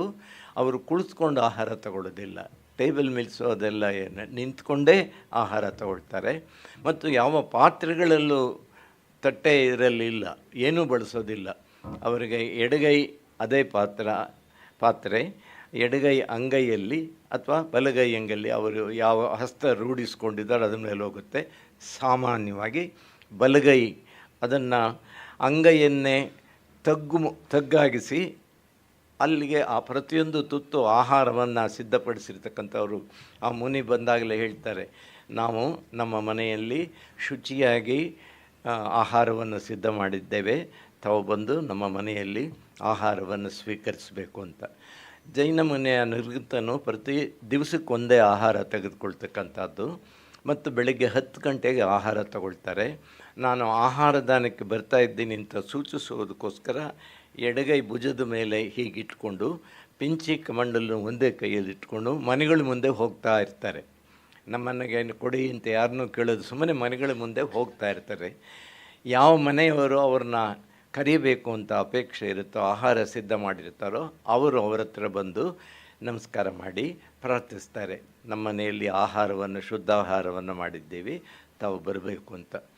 ಅವರು ಬರಬಹುದು ಅಂತ ಮನಸ್ಸಿಗೆ ಬಂದರೆ ಬರ್ತಾರೆ. ಎಲ್ಲ ಮನೆಗಳು ಅಂದರೆ ಒಳ್ಳೆಯ ಶ್ರೀಮಂತರನ್ನೇ ನೋಡಿಕೊಂಡು ಈ ಮನೆಗೆ ಹೋಗೋಣ ಚೆನ್ನಾಗಿ ಮಾಡಿರ್ತೇನೆ ಹಂಗಲ್ಲ. ಇದು ಗುಡಿಸಲು ಅಯ್ಯೋ ಇವನಿಗೆ ಇರಲ್ಲ ನನಗೇನಂತಲ್ಲ, ಆಹಾರ ಶುದ್ಧವಾಗಿ ಮಾಡಿರ್ತಾನೋ ಇಲ್ಲೋ ಅನ್ನೋದನ್ನು ಖಾತ್ರಿ ಮಾಡ್ಕೊಂತ ಮನೆಗೆ ಹೋದ ಮೇಲೆ ಆಗ ಅವರು ಕೈಗೆ ನೀರು ಹಾಕ್ತಾರೆ, ತೊಳ್ಕೊಂಡು ನಾನು ಆಗಲೇ ಹೇಳಿದಾಗೆ ಹೀಗೆ ಇಟ್ಕೊಳ್ತಾರೆ. ಎಡಗೈ ಮೇಲೆ ಬಲಗೈ ಇಟ್ಕೊಂಡು ಇಲ್ಲಿಗೆ ಒಂದೊಂದು ತುತ್ತು ಆಹಾರವನ್ನು ಬಡಿಸಿದ ಮೇಲೆ ಇದೇ ಹೆಬ್ಬೆರಳೆ ಚಮಚ ಬಿಡು ಮಾಡಿಕೊಂಡು ಪ್ರತಿಯೊಂದು ತುತ್ತನ್ನು ನೋಡ್ತಾರೆ. ಅದರಲ್ಲಿ ಏನಾದರೂ ಜಿರಳೆ ಕೂದಲು ಈ ಥರ ಏನಾದ್ರು ಇದ್ದರೆ ಬಿಟ್ಬಿಡ್ತಾರೆ. ಅದಕ್ಕೆ ಅಂತರಾಯ ಅಂತ. ಆಹಾರ ಅವತ್ತು ಅವ್ರಿಗಿಲ್ಲ, ತೆಗೆದುಕೊಳ್ಳೋ ಭಾಗ್ಯ ಇಲ್ಲ ಅಂತ ಕೈ ಹೀಗಂದರೆ ಇನ್ನು ನೀರು ಹಾಕಿ ತೊಳೆದು ಬಿಡ್ತೀನಿ. ಅವತ್ತಿಗಿನ್ನ ಆಹಾರ ಇಲ್ಲ. ಇನ್ನು ಮಾರನೇ ದಿವಸ ಇನ್ನು 24 ಗಂಟೆ ಆತನಿಗೆ ಆಹಾರ ಇಲ್ಲ. ಹೀಗೆ 2-3 ದಿನ ತಪ್ಪು ಹೋಗ್ತಕ್ಕಂಥ ಸಂದರ್ಭಗಳು ಉಂಟು. ಅಂತಹ ಮನೆಗೆ ಆಹಾರ ಕೊಡುವುದು ಇದು ಆಹಾರ ದಾನ, ಉತ್ಕೃಷ್ಟವಾದದ್ದು. ಸಾಮಾನ್ಯರಿಗೂ ಎಲ್ಲರಿಗೂ ಕೊಡ್ಬೋದು ಆಹಾರ ದಾನ. ಇನ್ನೊಂದು ಅಭಯದಾನ ಅಂತ, ಕಷ್ಟದಲ್ಲಿರುವವರಿಗೆ ನಾನಿದ್ದೇನೆ, ನೀವು ಹೆದರ್ಕೊಳ್ಬೇಡಿ, ನನ್ನ ಕೈಲಾದನ್ನು ನಾನು ಕೊಡ್ತೀನಿ ಅಂತ ಅವನಿಗೆ ಭೀತಿಯನ್ನು ಹೋಗಲಾಡಿಸಿ, ಆತನಿಗೆ ಭಯವನ್ನು ಹೋಗಲಾಡಿಸಿ ನೆರವಿಗೆ ನಿಂತಿದ್ದೀನಿ ಅಂತ ಹೇಳೋದು ಅಭಯದಾನ. ಇನ್ನೊಂದು ಭೈಷಜ್ಯ ದಾನ. ಭೈಷಜ್ಯ ಅಂದರೆ ಔಷಧಿ ದಾನ. ದುಡ್ಡು ತಗೋ ಕೊಡೋದು. ಈ ಬೆಂಗಳೂರಿನಲ್ಲಿ 1986ನೇ ಇಸ್ವಿಯಲ್ಲಿ ರೈಲ್ವೆ ಸ್ಟೇಷನ್ ಹಳ್ಳಿ ರಾಜಾಜನ ಕಡೆ ಹೋಗ್ತಲ್ಲ, ಅಲ್ಲಿ ಮಕ್ಕಳಿಗೋಸ್ಕರ ಒಂದು ದೊಡ್ಡ ಸರ್ಕಸ್ ಬಂದಿತ್ತು. ಆ ಸರ್ಕಸ್ನಲ್ಲಿ ಸುಮಾರು 1000 ಜನ ಮಕ್ಕಳಿದ್ದ ದಿವಸ ಶಾರ್ಟ್ ಸರ್ಕ್ಯೂಟ್ ಆಗಿ ಸುಮಾರು 300 ಜನ ಮಕ್ಕಳು ಸತ್ತೋದರು. ಇನ್ನೊಂದು 300 ಜನ ಆಸ್ಪತ್ರೆಯಲ್ಲಿ ಸೇರಿಸಿದರು. ಅವರಿಗೆ ಎಂಥ ಇಂಜೆಕ್ಷನ್ ಬೇಕಾಗಿತ್ತು, ಒಂದೊಂದಕ್ಕೆ ಸುಮಾರು 1000 ರೂಪಾಯಿ ಬಾಳುವಂಥ ಇದು. ಅದನ್ನು ಹಿಂದೂಸ್ತಾನ್ ಡ್ರಗ್ ಹೌಸ್ ಬೆಂಗಳೂರಿನ ಭಾಳ ಪ್ರಸಿದ್ಧಿ. ಅವರು ಸುಮಾರು 10 ಲಕ್ಷ ರೂಪಾಯಿನ ಔಷಧಿಗಳನ್ನು ಉಚಿತವಾಗಿ ಅವ್ರಿಗೆ ಕೊಟ್ಟರು. ಅದನ್ನು ಸರ್ಕಾರ ಸಂತೋಷಪಟ್ಟು ಅವರಿಗೆ ಸಂಭಾವನೆ ಕೊಡೋಕ್ಕೆ ಹೋದಾಗ ಸರ್ಕಾರಕ್ಕೆ ಅವ್ರು ಹೇಳಿದ್ದು, ನಮ್ಮ ಧರ್ಮದ ಕೆಲಸ ನಾವು ಮಾಡಿದ್ದೀವಿ, ಇದಕ್ಕೆ ದುಡ್ಡು ತಗೊಳ್ಳೋದಿಲ್ಲ ನಾವು ಅಂತ. ಇದು ಅವರ ಕರ್ತವ್ಯ, ಅದು ಭೈಷಜ್ಯ ದಾನ. ಇವೆಲ್ಲಕ್ಕಿಂತ ಇನ್ನೊಂದು ಇವತ್ತಿಗೂ ರೂಢಿಯಲ್ಲಿರ್ತಕ್ಕಂಥದ್ದು ಇವುಗಳ ಜೊತೆಗೆ ಅದು ಶಾಸ್ತ್ರದಾನ ಅಂತ. ನಮ್ಮಂಥ ಸಾಹಿತಿಗಳಿಂದ ಪುಸ್ತಕಗಳನ್ನು ಬರೆಸಿ ಅವರಿಗೆ ರೆಮ್ಯುನರೇಷನ್, ಸಂಭಾವನೆ, ರಾಯಧನ ಕೊಟ್ಟು ಅದನ್ನು ಸಮಾಜದಲ್ಲಿ ಓದುವ ಮನೆಗಳಿಗೆ ಉಚಿತವಾಗಿ ಹಂಚಬೇಕು, ದುಡ್ಡು ತೊಗೊಂಡು. ಅದಕ್ಕೆ ಶಾಸ್ತ್ರದಾನ ಅಂತ. ಈಗಲೂ ಮದುವೆ ಮುಂಜಿ ಮಾಡಿದವರು ಮನೆಯಲ್ಲೇನಾದರೂ ಪರೋಕ್ಷ ಕಟ್ಟಳೆ ಮಾಡುವ ಸಂದರ್ಭ ಬಂದಾಗ ಉಚಿತವಾಗಿ ಅಂತಾರೆ. ಇಂತಹವುಗಳನ್ನು ಪಾಲಿಸಿ ಅಂತ ಹೇಳಿ ಸಾಕಷ್ಟು ಹೇಳಿದ್ದಾರೆ. ಇನ್ನೊಂದು ಎಷ್ಟಾಯಿತೋ ನನಗೆ ಟೈಮ್ ಗೊತ್ತಿಲ್ಲ, ನಾನು ಮುಂದುವರಿಸ್ತಾ ಇರ್ತೀನಿ, ಅದು ಬಂದಾಗ ತಾವು ಸೂಚನೆ ಕೊಡಿ. ಯಾಕಂದರೆ ಈ ಮಾತಿನ ಓಗದಲ್ಲಿ ನಾವು ಭಾಳ ಸಂತೋಷದಿಂದ ಹೇಳ್ತೇವೆ, ಕೇಳೋರ ಕಷ್ಟ ಏನು ಅನ್ನೋದನ್ನು ಕೂಡ ಅರ್ಥಕೊಳ್ಬೇಕು.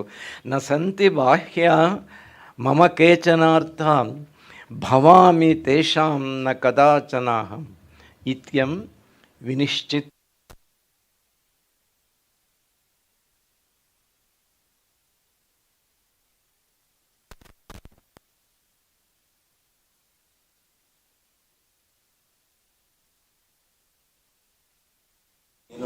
ಒಂದು ಮಿತವಾದ ಸಂಬಂಧವೇ ಹೊರತು ದೀರ್ಘವಾದಂತಹ ಅವಿನಾ ಸಂಬಂಧ ನನಗೂ ಅದಕ್ಕಿರೋದಿಲ್ಲ ಅಂತ ನಾನು ಇರ್ತೇನೆ. ಮತ್ತು ಅವು ಯಾವುವು ಕೂಡ ನಾನು ಅವಕ್ಕೆ ಸೇರಿದವನು ಅಂತ ಅವು ತಿಳಿದಿರ್ತಕ್ಕಂಥದ್ದು ಅಲ್ಲ ಅಂಥೇಳಿ, ಅಂದರೆ ಈ ಸೆನ್ಸ್ ಆಫ್ ಡಿಟ್ಯಾಚ್ಮೆಂಟ್. ಲೋಕದ ಜೊತೆಯಲ್ಲಿ ನಾವೆಲ್ಲ ಸಂಪೂರ್ಣವಾಗಿ ಅದು ಬೇಡ ಇದು ಬೇಡ ಅಂತ ಇರೋಕ್ಕೆ ಸಾಧ್ಯ ಇಲ್ಲ, ಇರಲೇಬೇಕು. ಆದರೆ ಎಷ್ಟು ಸಾಧ್ಯವೋ ಅಷ್ಟು ಒಂದು ರೀತಿ ದೂರವನ್ನು, ಆರೋಗ್ಯಕರವಾದ ಅಂತರವನ್ನು ಕಾಪಾಡಿಕೊಳ್ತಕ್ಕಂಥದ್ದು ನಮ್ಮ ಭವಿಷ್ಯಕ್ಕೆ ಕ್ಷೇಮಕರವಾಗಿರುತ್ತೆ ಎನ್ನುವ ಚಿಂತನೆ ಅದು. ಆಚಾರ್ಯರು ಅಮಿತಗತಿಯವರು ಹೇಳಿದ್ದಾರೆ. ಹೀಗೆ ಒಂಥರ ದೃಢವಾಗಿ ನಿಶ್ಚಯ ಮಾಡಿಕೊಂಡಿರ್ತಕ್ಕಂಥದ್ದು ಮತ್ತು ಅಂಟಿಯೂ ಅಂಟದಾಗಿರ್ತಕ್ಕಂಥ ಪದ್ಮಪತ್ರಮಿವಾಂಬಸ, ಇದೆಲ್ಲ ತಾವರೆ ಎಲೆಯ ಮೇಲೆ ನೀರು ಇರ್ತಕ್ಕಂಥ ರೀತಿಯಲ್ಲಿ ಇರುವುದು.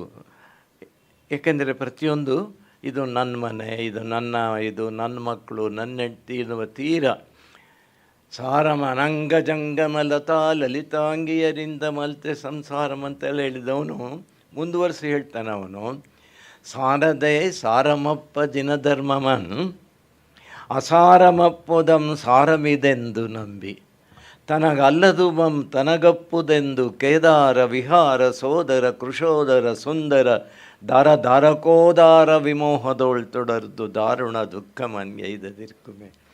ಇದು ನನ್ನ ತೋಟ, ನನ್ನ ಮನೆ, ನನ್ನ ಬಂಗ್ಲು, ನನ್ನ ಕಾರು, ಇದು ಅನ್ನುವ ಮೋಹದ ಇದೆಯಲ್ಲ, ಅವು ಯಾವುವು ನಿನಗೆ ಆಯು ಮುಗಿದ ಸಂದರ್ಭದಲ್ಲಿ ಅವು ಯಾವುವು ನಿನ್ನನ್ನು ಕಾಪಾಡೋದಿಲ್ಲ. ನಹಿ ನಹಿ ರಕ್ಷತೆ ಡುಕೃಂಕರಣೆ ಅದು ಬಂದಾಗ ಸಂಪ್ರಾಪ್ತೆ ಸನ್ನಿಹಿತೆ ಕಾಲೆ ಅದು ಬಂದಂತ ಹಾಗೆ ಅವು ನಿನ್ನನ್ನು ಯಾವುದು ಕಾಪಾಡೋದಿಲ್ಲ. ಏಕೆಂದರೆ ಶ್ರವಣಬೆಳಗೊಳದಲ್ಲಿ ಹೋದರೆ ಚಿಕ್ಕ ಬೆಟ್ಟ ದೊಡ್ಡ ಬೆಟ್ಟ ಅಂತ ಎರಡಿದೆ. ನಾವು ಬೆಟ್ಟ ಗೊಮ್ಮಟೇಶ್ವರ ಅಷ್ಟು ಮಾತ್ರ ನೋಡ್ಕೊಂಡು ಅಲ್ಲಿರುವ ದೇವಾಲಯಗಳನ್ನ ನೋಡ್ಕೊಂಡು ಬರ್ತೀವಿ. ಆದರೆ ಸಂಶೋಧಕನ ಕಣ್ಣಿಗೆ ಅರಸಿ ನೋಡಿದರೆ ನಾವು ಒಂದೊಂದು ಹೆಜ್ಜೆಗೂ ಅಲ್ಲೊಂದು ಶಾಸನ ಇರುತ್ತೆ. ಇಡೀ ಜಗತ್ತಿನಲ್ಲಿ ಒಂದೇ ಸ್ಥಳದಲ್ಲಿ 600 ಶಾಸನ ಇರತಕ್ಕಂಥ ಸ್ಥಳ ಅಂದರೆ ಶ್ರವಣಬೆಳಗೊಳ. 600 ಶಾಸನಗಳು ಮತ್ತು ಬೇರೆ ಬೇರೆ ಕಾಲಕ್ಕೆ ಸೇರಿದಂಥವು. 5-6ನೇ ಶತಮಾನದಿಂದ ಮೊದಲುಗೊಂಡು 19ನೇ ಶತಮಾನದವರೆಗೂ ರಚಿತವಾದಂಥ ಶಾಸನಗಳಿವೆ. ಮತ್ತು ಬೇರೆ ಬೇರೆ ಭಾಷೆಯು ಸಂಸ್ಕೃತ, ಕನ್ನಡ, ಗುಜರಾತಿ, ಮರಾಠಿ, ಹೀಗೆ ತಮಿಳು, ತೆಲುಗು, ಬಾಹುಬಲಿಯ ಪೀಠದಲ್ಲೇ ಇದೆ. ಚಾವುಂಡರಾಜಂ ಕರವೀಳೈ ಮರಾಠಿಯದಿದೆ, ಚಾವುಂಡರಾಜಂ ಸವಿತಾನ್ ತಮಿಳಿನಲ್ಲಿ ಅದು ಚಾಮುಂಡರಾಜಂ ಮಾಡಿಸಿದಂ ಕನ್ನಡದಲ್ಲಿ. ಹೀಗೆ ಈ ರೀತಿ ಇರತಕ್ಕಂಥ ಇದು ಅಲ್ಲಿ ಅತ್ಯಂತ ಪ್ರಾಚೀನವಾದ 6ನೇ ಶತಮಾನ ಶಾಸನದಲ್ಲಿ ಒಬ್ಬ ಮುನಿ ಅವರು ಕೈಗೊಂಡ ನಿರ್ಧಾರ ಅವ್ರ ಮಾತಿನಲ್ಲೇ ಹೇಳ್ತೇನೆ. ಸುರಚಾಪಂಬೋಲೆ ವಿದ್ಯುಲ್ಲತಗಳ ತೆರವೋಲ್ ತೋರಿ ಬೇಗಂ ಪರಿಗುಂ ಶ್ರೀ ರೂಪ ಲೀಲಾ ಧನ ವಿಭವ ಮಹಾರಾಶಿಗಳನ್ನಿಲ್ಲವಾರ್ಗಂ ಮೆಚ್ಚೆ ನಾನೀ ಧರಣಿಯೋಳ್ ಇರವಾನ್ ಎಂದು ನಂದಿಸೇನ ಪ್ರವರ ಮುರಿವರನ್ ದೇವಲೋಕಕ್ಕೆ ಸಂದಾನ್. ಅವನೊಂದು ತೀರ್ಮಾನ ನೋಡ್ದಾವುದು. ಶ್ರೀ ಅಂದರೆ ಲಕ್ಷ್ಮಿ, ಐಶ್ವರ್ಯ, ರೂಪ ಅವನಿಗಿರ್ತಕ್ಕಂಥ ಚೆಲುವು, ಶ್ರೀ ರೂಪ ಲೀಲಾ ನಮ್ಮ ವಿನೋದ ಆಟಪಾಠಗಳು, ವಿಭವ ನಮ್ಮ ಐಶ್ವರ್ಯ, ಇವು ಯಾವುದು ಕೂಡ ನಿಲ್ಲೋದಿಲ್ಲ ಅಂತ ತೀರ್ಮಾನ ಮಾಡಿಕೊಂಡು ಇಂತಹ ಇರುವ ಈ ಭೂಮಿಯಲ್ಲಿ ನಾನು ಇರೋದಿಲ್ಲ ಅಂತ ಹೇಳಿ ತಪಸ್ಸಿನಿಂದ ಆತ ಸಲ್ಲೇಖನ ವ್ರತವನ್ನು ಸ್ವೀಕರಿಸಿ ಸಮಾಧಿ ಮರಣವನ್ನು ಪಡೆದಂಥ ಇಂತಹ ಸಮಾಧಿ ಮರಣವನ್ನು ಪಡೆದ ಸುಮಾರು 180 ಶಾಸನಗಳು ಶ್ರವಣಬೆಳಗೊಳದಲ್ಲಿ ನಮಗೆ ಸಿಗುತ್ತೆ. ಹಾಗೆ ಇನ್ನೂ ಹೇಳ್ತಾರೆ ಅಮಿತಗತಿ ಆಚಾರ್ಯರು, ಏನೆಂದರೆ ನಮ್ಮಂಥ ಭಾಷಣಕಾರರಿಗೂ ಪಾಠ ಹೇಳೋ ಮೇಷ್ಟ್ರುಗಳಿಗೂ ಸಂಬಂಧಪಟ್ಟ ಹಾಗೆ ಮತ್ತು ನಿತ್ಯ ಮಾತನಾಡುವ ಸಂದರ್ಭದಲ್ಲೂ ನಮ್ಮ ಭಾಷೆಗೆ ಹೇಗೆ ಪ್ರಾಧಾನ್ಯ ಕೊಡಬೇಕು ಅಲ್ಲೂ ಕೂಡ ಗಮನಿಸಬೇಕಾದಂತಹ ಸಂಗತಿಗಳಿವೆ ಅಂತ ಹೇಳಿ ಅಮಿತಗತಿ ಆಚಾರ್ಯರು ಹೇಳ್ತಾರೆ. ಯದ ಅರ್ಥ ಮಾತ್ರ ಪದ ವಾಕ್ಯಹೀನಂ ಮಯ ಪ್ರಮಾದಾದ್ ಕಿಂಚನೋಕ್ತಂ ತನ್ಮೇಷಮಿತ್ ಇತ್ವಾ ವಿದಧಾತು ದೇವಿ ಸರಸ್ವತಿ ಕೇವಲಬೋಧ ಲಬ್ಧಿಂ. ಸರಸ್ವತಿಯಲ್ಲಿ ಕ್ಷಮೆಯನ್ನು ಕೇಳ್ತಾರೆ. ಏನು, ನಾನು ಮಾತನಾಡುವಾಗ, ಪಾಠ ಹೇಳುವಾಗ ಏನಾದರೂ ಆ ಮೂಲ ಪಾಠದಲ್ಲಿ ಇದ್ದಂತಹ ಛಂದಸ್ಸಿಗೆ ಭಂಗ ತಂದರೆ, ಶಬ್ದವನ್ನು ಸ್ಫುಟವಾಗಿ ಸೌಷ್ಠವದಿಂದ ಉಚ್ಚಾರ ಮಾಡದೇ ಇದ್ದರೆ, ಮತ್ತು ಅದನ್ನು ಹೇಳಬೇಕಾದ ಒಂದು ಶಬ್ದವನ್ನೇ ಬಿಟ್ಟುಬಿಟ್ರೆ, ಬಳಸಬೇಕಾದ ಒಂದು ವಾಕ್ಯವನ್ನೇ ಬಿಟ್ಟು ದಾಟ್ಕೊಂಡು ಮುಂದಕ್ಕೆ ಹೋದರೆ, ಇದೆಲ್ಲ ಮಾಡಿಕೊಡೋದು ತಪ್ಪು. ಇದು ಹಾಗೆ ನಾನೇನಾದರೂ ಮಾಡಿದ್ದರೆ ನನ್ನನ್ನು ಕ್ಷಮಿಸು ಅಂತ ಅದಕ್ಕೂ ಕ್ಷಮಾಪಣೆಯನ್ನು ಕೇಳ್ತಾರೆ. ಇಂದು ದೋಷವನ್ನು ಮಾಡಿದಂಥ ಸಂದರ್ಭದಲ್ಲಿ ಅದಕ್ಕೆ ಪರಿಹಾರಾರ್ಥವಾಗಿ ಕ್ಷಮಾಗುಣಭೂಷಿತನಾದ ರೀತಿಯಲ್ಲಿ ಪ್ರಾರ್ಥಿಸ್ಕೊಳ್ಬೇಕು. ಯಾರ ಹತ್ರ ವಾಕನ್ನು ಕರುಣಿಸಿದಂಥ ಬಹಳ ದೊಡ್ಡದು ಪೃಥ್ವಿಯಲ್ಲಿ ನಮಗೆ ಮನುಷ್ಯನಿಗೆ ಪ್ರಾಪ್ತವಾದದ್ದು ಮಾನವ ಲೋಕಕ್ಕೆ ಭಾಷೆ. ಸಾವಿರಾರು ಕೋಟ್ಯಾಂತರ ವರ್ಷಗಳಲ್ಲಿ ಹಿಂದೆ ಇದ್ದಂಥ ಮನುಷ್ಯ ಕೇವಲ ತನ್ನ ಆಂಗಿಕ ಅಭಿನಯದಿಂದ ತನ್ನ ಬೇಕು ಬೇಡಗಳನ್ನು ಹೇಳ್ತಾ ಇದ್ದ. ನೀರು ಬೇಕು, ಹೀಗೆ ಮತ್ತೊಂದು ಕೇಳಿ. ಆದರೆ ಆಂಗಿಕ ಅಭಿನಯದಿಂದ ನಮ್ಮ ಅಪೇಕ್ಷೆಗಳನ್ನು ಕೇಳಿಕೊಂಡು ಈಡೇರಿಸಿಕೊಳ್ಳೋದಕ್ಕೆ ಬಹಳ ಮಿತಿ ಇರುತ್ತೆ. ಈಗ ಡಯಾಬಿಟಿಸ್ ಇದ್ದರೆ ನನಗೆ ಸಕ್ಕರೆ ಹಾಕ್ಕೊಡೋದು, ಹಾಲು ಕಡಿಮೆ ಇರಲಿ, ಇದನ್ನೆಲ್ಲ ಹೇಗೆ ಹೇಳೋದು? ಅಭಿನಯದಿಂದ ಆಗೋದಿಲ್ಲ, ಭಾಷೆಯಿಂದನೇ ಆಗಬೇಕಾಗುತ್ತೆ. ಅಂತಹ ಭಾಷೆಯನ್ನು ಮನುಷ್ಯ ಯಾವಾಗ ಕಂಡುಕೊಂಡ್ರೂ ಆಗ ಇಡೀ ಪೃಥ್ವಿ ಮೇಲೆ ತನ್ನ ಪ್ರಭುತ್ವವನ್ನು ಸ್ಥಾಪಿಸಿದ. ಉಳಿದ ಪ್ರಾಣಿಗೂ ಅವನಿಗೂ ಭಿನ್ನತೆ ಇರಲಿಲ್ಲ ಭಾಷೆ ಇರೋವರೆಗೂ. ಭಾಷೆ ಬಂದ ಮೇಲೆ ಅದಕ್ಕೆ ದಂಡಿ ಎನ್ನತಕ್ಕಂತಹ ಲಾಕ್ಷಣಿಕ ಅವನು ಹೇಳ್ತಾನೆ ತನ್ನ ಕೃತಿಯಲ್ಲಿ, ಇದಮಂಧಂ ತಮಂ ಕೃಷ್ಣಂ ಜಾಯೇತ ಭುವನತ್ರಯಂ ಯದಿ ಶಬ್ದಾಹ್ವಯಂ ಜ್ಯೋತಿರಾಸಂಸಾರಾನ್ನ ದೀಪ್ಯತೆ. ಆಸಂಸಾರ, ಈ ಜಗತ್ತವನ್ನು ನ ದೀಪ್ಯತೆ, ಬೆಳಗದೇ ಇದ್ದಿದ್ದರೆ ಯಾವುದು? ಶಬ್ದಾಹ್ವಯಂ, ಈ ಮಾತು ಎನ್ನುವ ಜ್ಯೋತಿರ್, ಅದು ಇಲ್ಲದೇ ಇದ್ದರೆ ಇದಂ ಅಂಧಂ, ಇದೆಲ್ಲವೂ ಲೋಕ ಕತ್ತಲಲ್ಲಿ ಮುಳುಗೋಗ್ತಾ ಇತ್ತು. ಅದರಿಂದ ಭಾಷೆ, ಇಂತಹ ಭಾಷೆಯಲ್ಲಿ ನಾವು ಸರಿಯಾಗಿ ಬಳಸ್ಕೊಳ್ತಕ್ಕಂಥದ್ದು ಬಹಳ ಮುಖ್ಯ. ಸರಿಯಾಗಿ ಹಾಗೆ ಬಳಸದೆ ತಪ್ಪುಗಳನ್ನು ಮಾಡಿದರೆ ವಾಗ್ದೇವಿ ನೀನು ನನ್ನನ್ನು ಕ್ಷಮಿಸು. ಏಕೆಂದರೆ ಶಬ್ದ ನಮಗೆ ಕೊಡೋಳು, ಭಾಷೆ ನಮಗೆ ಕೊಡೋಳು ತಾಯಿ ಸರಸ್ವತಿ. ರಾಜರತ್ನಂ ಹೇಳ್ತಾರೆ ಒಂದು ಕಡೆ, ಮುನಿಯಂಗಾರ ಕಾಸು ಹೋಗ್ತೈತೆ ಹೆಂಡ ಸಲೀಸಾಗಿ ಬಿಟ್ರೆ, ಸರಸ್ವತಮ್ಗೇನು ಹೋಗ್ತೈತೆ ಮಾತು ಸಲೀಸಾಗಿ ಕೊಟ್ಟರೆ. ಕೊಡಲ್ಲ, ಮಾತು ಸಲೀಸಾಗಿ ಕೊಡ್ತಾಳೆ ಸರಸ್ವತಿ. ಶ್ರದ್ಧೆಯಿಂದ ನಾವು, ನಿಷ್ಠೆಯಿಂದ ನಾವು ಸತತ ಅಭ್ಯಾಸಗಳ ಮೂಲಕ ಮಾಡಿಕೊಳ್ಬೇಕು. ಅದನ್ನು ಹೀಗೆ ಇರ್ತಕ್ಕಂಥದ್ದು ಮಾಡಿ. ಇನ್ನು ನಾನು ಎಲ್ಲ ಪ್ರಾಕೃತಗಳೇ ಇವೆ. ವಿನೋಬಾಜಿಯವರ ನೇತೃತ್ವದಲ್ಲಿ ಸಮಣ ಸುತ್ತ ಆದದ್ದು ಮಾತನ್ನು ನಾನು ಪ್ರಾರಂಭದಲ್ಲೇ ಪ್ರಸ್ತಾಪಿಸಿದ್ದೆ. 2500ನೇ ನಿರ್ವಾಣೋತ್ಸವ ಸಂದರ್ಭದಲ್ಲಿ ದೆಹಲಿಯಲ್ಲಿ ಎಲ್ಲ ಜೈನಾಚಾರ್ಯರನ್ನು ಸಮಾವೇಶಗೊಳಿಸಿ ವಿನೋಬಾಜಿಯವರು ಒಂದು ಸಮಣ ಸುತ್ತ ಭಾಗ 1, ಭಾಗ 2 ಮಾಡಿ ಅದಕ್ಕೆ ಮೂಲ ಪ್ರಾಕೃತ, ಸಂಸ್ಕೃತ ಛಾಯೆ, ಇಂಗ್ಲೀಷ್ನಲ್ಲಿ, ಬೇರೆ ಭಾರತೀಯ ಭಾಷೆಗಳಲ್ಲಿ ಈ ಥರ ಜನರಿಗೆ ಅನುಕೂಲವಾಗೋ ಹಾಗೆ ಸಿದ್ಧಪಡಿಸಿದರು. ಅದರಲ್ಲಿ ನಾನು ಸಂಸ್ಕೃತ ಪ್ರಾಕೃತವನ್ನು ಬಿಟ್ಟು ಒಂದೊಂದೇ ವಾಕ್ಯಗಳಲ್ಲಿ ಹರಳುಗೊಳಿಸಿದಂಥದ್ದು ವಾಣಿಯನ್ನು, ಜಿನವಾಣಿಯನ್ನು, ಸಂತವಾಣಿಯನ್ನು ಹೇಳ್ತೇನೆ. ಮಹಾವೀರರು ಹೇಳಿದ್ದು, ಒಂದು, ವಿನಯವು ಮುಕ್ತಿಯ ಬಾಗಿಲು. ವಿನಯದಿಂದ ಸಂಯಮ, ತಪ ಮತ್ತು ಜ್ಞಾನಗಳು ಲಭಿಸುತ್ತವೆ. ನೋಡಿ, ವಿನಯಕ್ಕೆ ನಾವು ಎಷ್ಟೇ ಇದ್ದರೂ ನಮ್ಮ ತಿಳುವಳಿಕೆ ಎಲ್ಲವೂ ನಡವಳಿಕೆಯಲ್ಲಿ ಬರದೇ ಇದ್ದರೆ ಏನು ಪ್ರಯೋಜನ ಆಗೋದಿಲ್ಲ. ಆ ನಡವಳಿಕೆಗೆ ಆಭರಣಪ್ರಾಯವಾಗಿರುವುದು ವಿನಯದಿಂದ ನಡೆಯತಕ್ಕಂಥದ್ದು. ವಿದ್ಯಾ ದದಾತಿ ವಿನಯಂ, ಇವೆಲ್ಲ ನಾವು ಕೇಳೇ ಇದ್ದೇವೆ. The greatest wisdom that one can hope to acquire is the wisdom of humility, and humility is endless. ಅದರಿಂದ ಅಂತಹ ವಿನಯಕ್ಕೇನೆ ಆದ್ಯತೆ ಕೊಟ್ಟು ತೀರ್ಥಂಕರರು ಹೇಳಿದ್ದಾರೆ. ಇನ್ನೊಂದು, ಜ್ಞಾನವು ಮಾನವ ಜೀವನದ ಸಾರವಾಗಿದೆ. ಅದರ ಪ್ರಕಾಶವನ್ನು ಯಾರೂ ನಷ್ಟಗೊಳಿಸಲಾರರು. Knowledge is light. ನಮ್ಮ ಬೆಂಗಳೂರು ವಿಶ್ವವಿದ್ಯಾಲಯದ ಮಾಟೋ ವಾಕ್ಯ ಏನು ಅಂದರೆ, ನಹಿ ಜ್ಞಾನೇನ ಸದೃಶಂ, ಜ್ಞಾನಕ್ಕೆ ಸದೃಶವಾದದ್ದು ಇನ್ನೊಂದಿಲ್ಲ ಅಂತ. ಅದಕ್ಕೆ ಅಜ್ಞಾನಿಗಳು ಹೇಳ್ತಾರೆ, ನಹಿ ಅಜ್ಞಾನೇನ ಸದೃಶಂ, ಅಜ್ಞಾನಕ್ಕೆ ಸದೃಶವಾದದ್ದು ಇನ್ನೊಂದಿಲ್ಲ ಅಂತ ಹೇಳ್ಬೋದು. ಆದರೆ ಜ್ಞಾನದ ಮಹತ್ವವನ್ನು ಕುರಿತು ಎಲ್ಲ ಸಂತರು ಹೇಳಿದ ಹಾಗೆ ಇವರು ಹೇಳಿದ್ದಾರೆ. ಲೋಭಿಯ ಆಸೆಗೆ ಅಂತ್ಯವಿಲ್ಲ, ದುರಾಶೆಯೇ ದುಃಖಕ್ಕೆ ಕಾರಣ. ಬುದ್ಧ ಹೇಳಿದ್ದಾನೆ. ಎಲ್ಲ ಸಂತರು, ಶಂಕರಾಚಾರ್ಯರಿಂದ ಮೊದಲುಗೊಂಡು ದೊಡ್ಡ ದೊಡ್ಡ ರಾಮಾನುಜಾಚಾರ್ಯರು, ಮಧ್ವಾಚಾರ್ಯರು, ಹಿಂಗೆ ಆಚಾರ್ಯತರೆಯರು, ಋಷಿಮುನಿ ಪುಂಗವರು ಎಲ್ಲರೂ ಹೇಳಿರ್ತಕ್ಕಂಥ ಮಾತು. ಇದಕ್ಕೆ ಎಷ್ಟು ದೃಷ್ಟಾಂತಗಳು ಕೊಟ್ಟು ನಾವು ಅದನ್ನು ಸಮರ್ಥಿಸ್ಬೋದು. ಪರಿಗ್ರಹ ಪರಿಮಿತಿಯಿಂದಲೇ ಜೀವನದಲ್ಲಿ ಸಮಾಧಾನ. ಇದು ನಾನು ನನ್ನ ಭಾಷಣ ಪ್ರಾರಂಭಿಸಿ 10ನೇ ನಿಮಿಷದ ಹಂತದಲ್ಲಿ ಒಂದು ಶಬ್ದ ಹೇಳಿದ್ದೆ, ಅಪರಿಗ್ರಹ ಭಾಳ ಮುಖ್ಯ ಅಂತ. ಪರಿಗ್ರಹದಿಂದ ಅಂದರೆ ಅಕ್ಯುಮುಲೇಷನ್.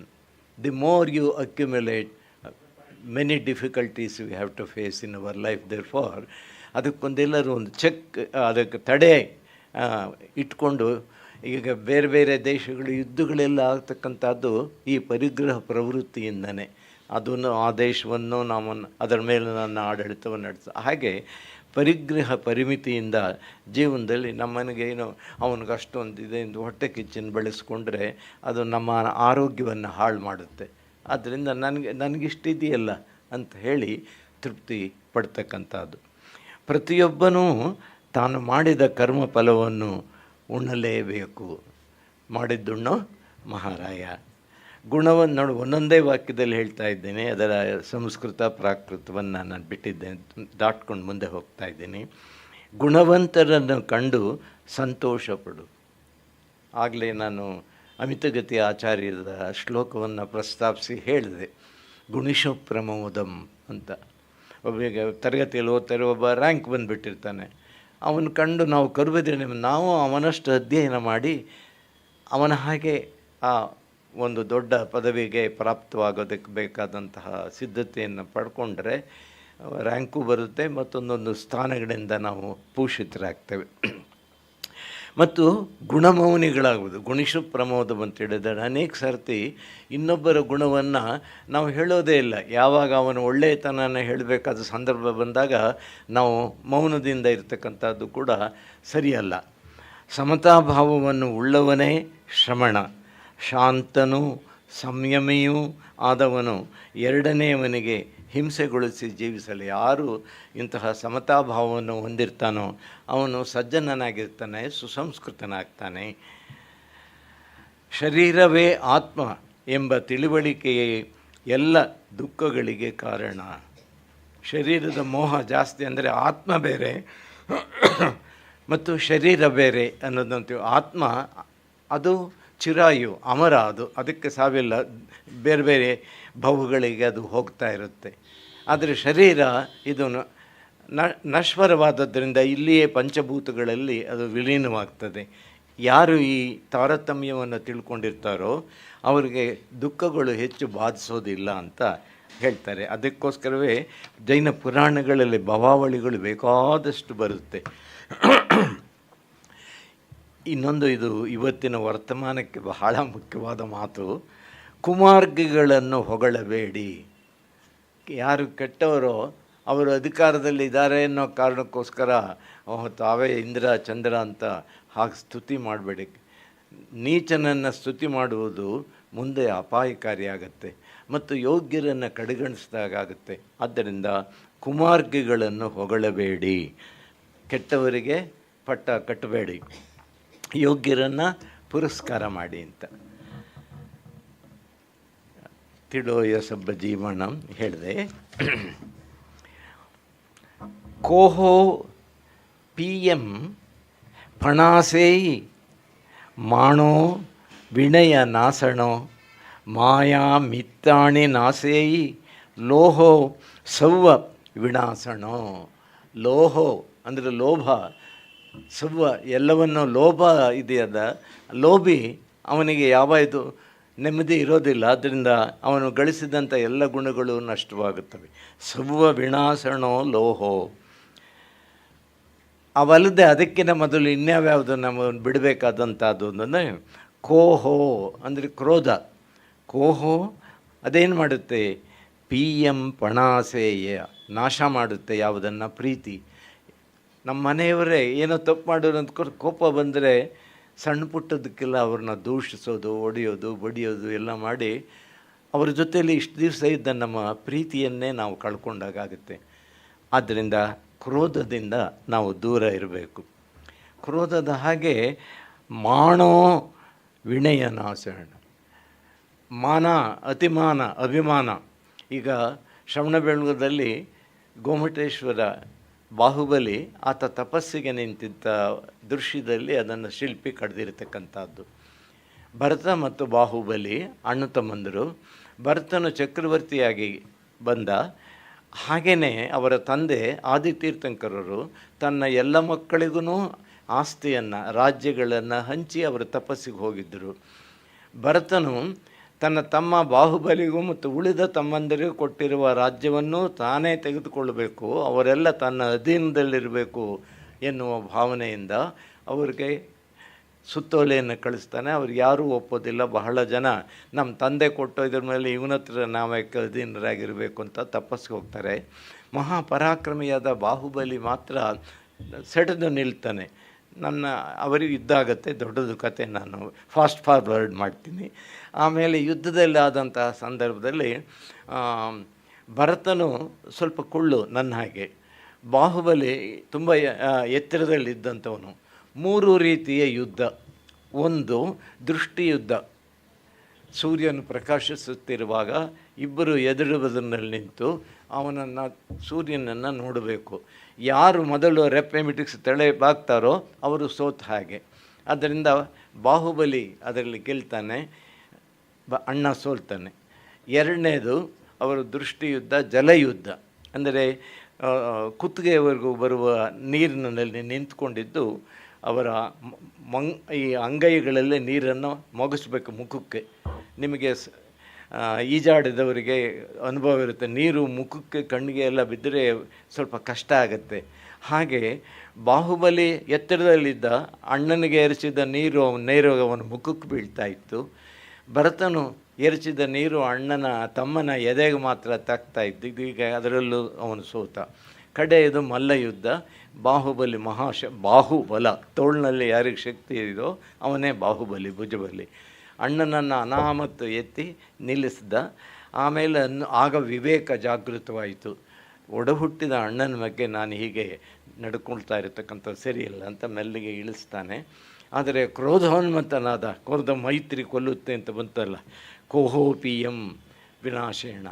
ಹಾಗೆ ಭರತ ಚಕ್ರ ಇದೇನು ಸುತ್ತ ಸೈನಿಕರ ಎದುರಿನಲ್ಲಿ ನನಗೆ ಅವಮಾನ ಆಯ್ತಲ್ಲ ಅಂತ ಹೇಳಿ ಚಕ್ರರತ್ನವನ್ನು ತಮ್ಮನ ಮೇಲೆ ಪ್ರಯೋಗಿಸ್ತಾನೆ. ಆದರೆ ಚಕ್ರರತ್ನಕ್ಕೆ ವಿವೇಕ ಇರುತ್ತೆ. ಯಾರು ಗೆದ್ದವರೋ ಅವರು ವಶವರ್ತಿಯಾಗಿರುತ್ತೆ. ಸೋತವರ ಕಡೆಗೆ ಬೇಕಾದ್ರೆ ಬಿಟ್ಟರೆ ಅವನ್ನು ತೆಗೆದು. ಆಗ ಬಾಹುಬಲಿ ಏನು ಯೋಚನೆ ಮಾಡ್ತಾನೆ, ನನ್ನ ಅಣ್ಣ ಈ ರಾಜ್ಯಕ್ಕೋಸ್ಕರ ನನ್ನನ್ನು ಕೊಲ್ಲೋಕ್ಕೂ ಅವನು ಹೆಸಲಿಲ್ವಲ್ಲ, ಇಂಥ ರಾಜ್ಯ ನನಗೆ ಬೇಡ ಅಂತ ಹೇಳಿ ಅವನು ತಪಸ್ಸಿಗೆ, ಅದೇ ಯುದ್ಧಭೂಮಿಯಲ್ಲೇ ತಪಸ್ಸಿಗೆ ಅವನು ನಿಂತು ಬಿಡ್ತಾನೆ. ಅವನು ನಿಂತರೆ 1 ವರ್ಷ ಆದ್ರೂ ಅವನಿಗೆ ಸಿದ್ಧಿ ಆಗೋದೇ ಇಲ್ಲ. ಸುತ್ತ ಹುತ್ತ ಬೆಳೆಯುತ್ತೆ, ಮಲ್ಲಿಕಾ ಲತೆ, ಮಾಧವಿ ಲತೆ ಅದು ಬೆಳೆಯುತ್ತೆ. ಇದೆಲ್ಲ ನೀವು ನೋಡ್ಬೋದು. ಹುತ್ತ ಇರುತ್ತೆ, ಹಾವುಗಳೆಲ್ಲ ಬರುತ್ತೆ.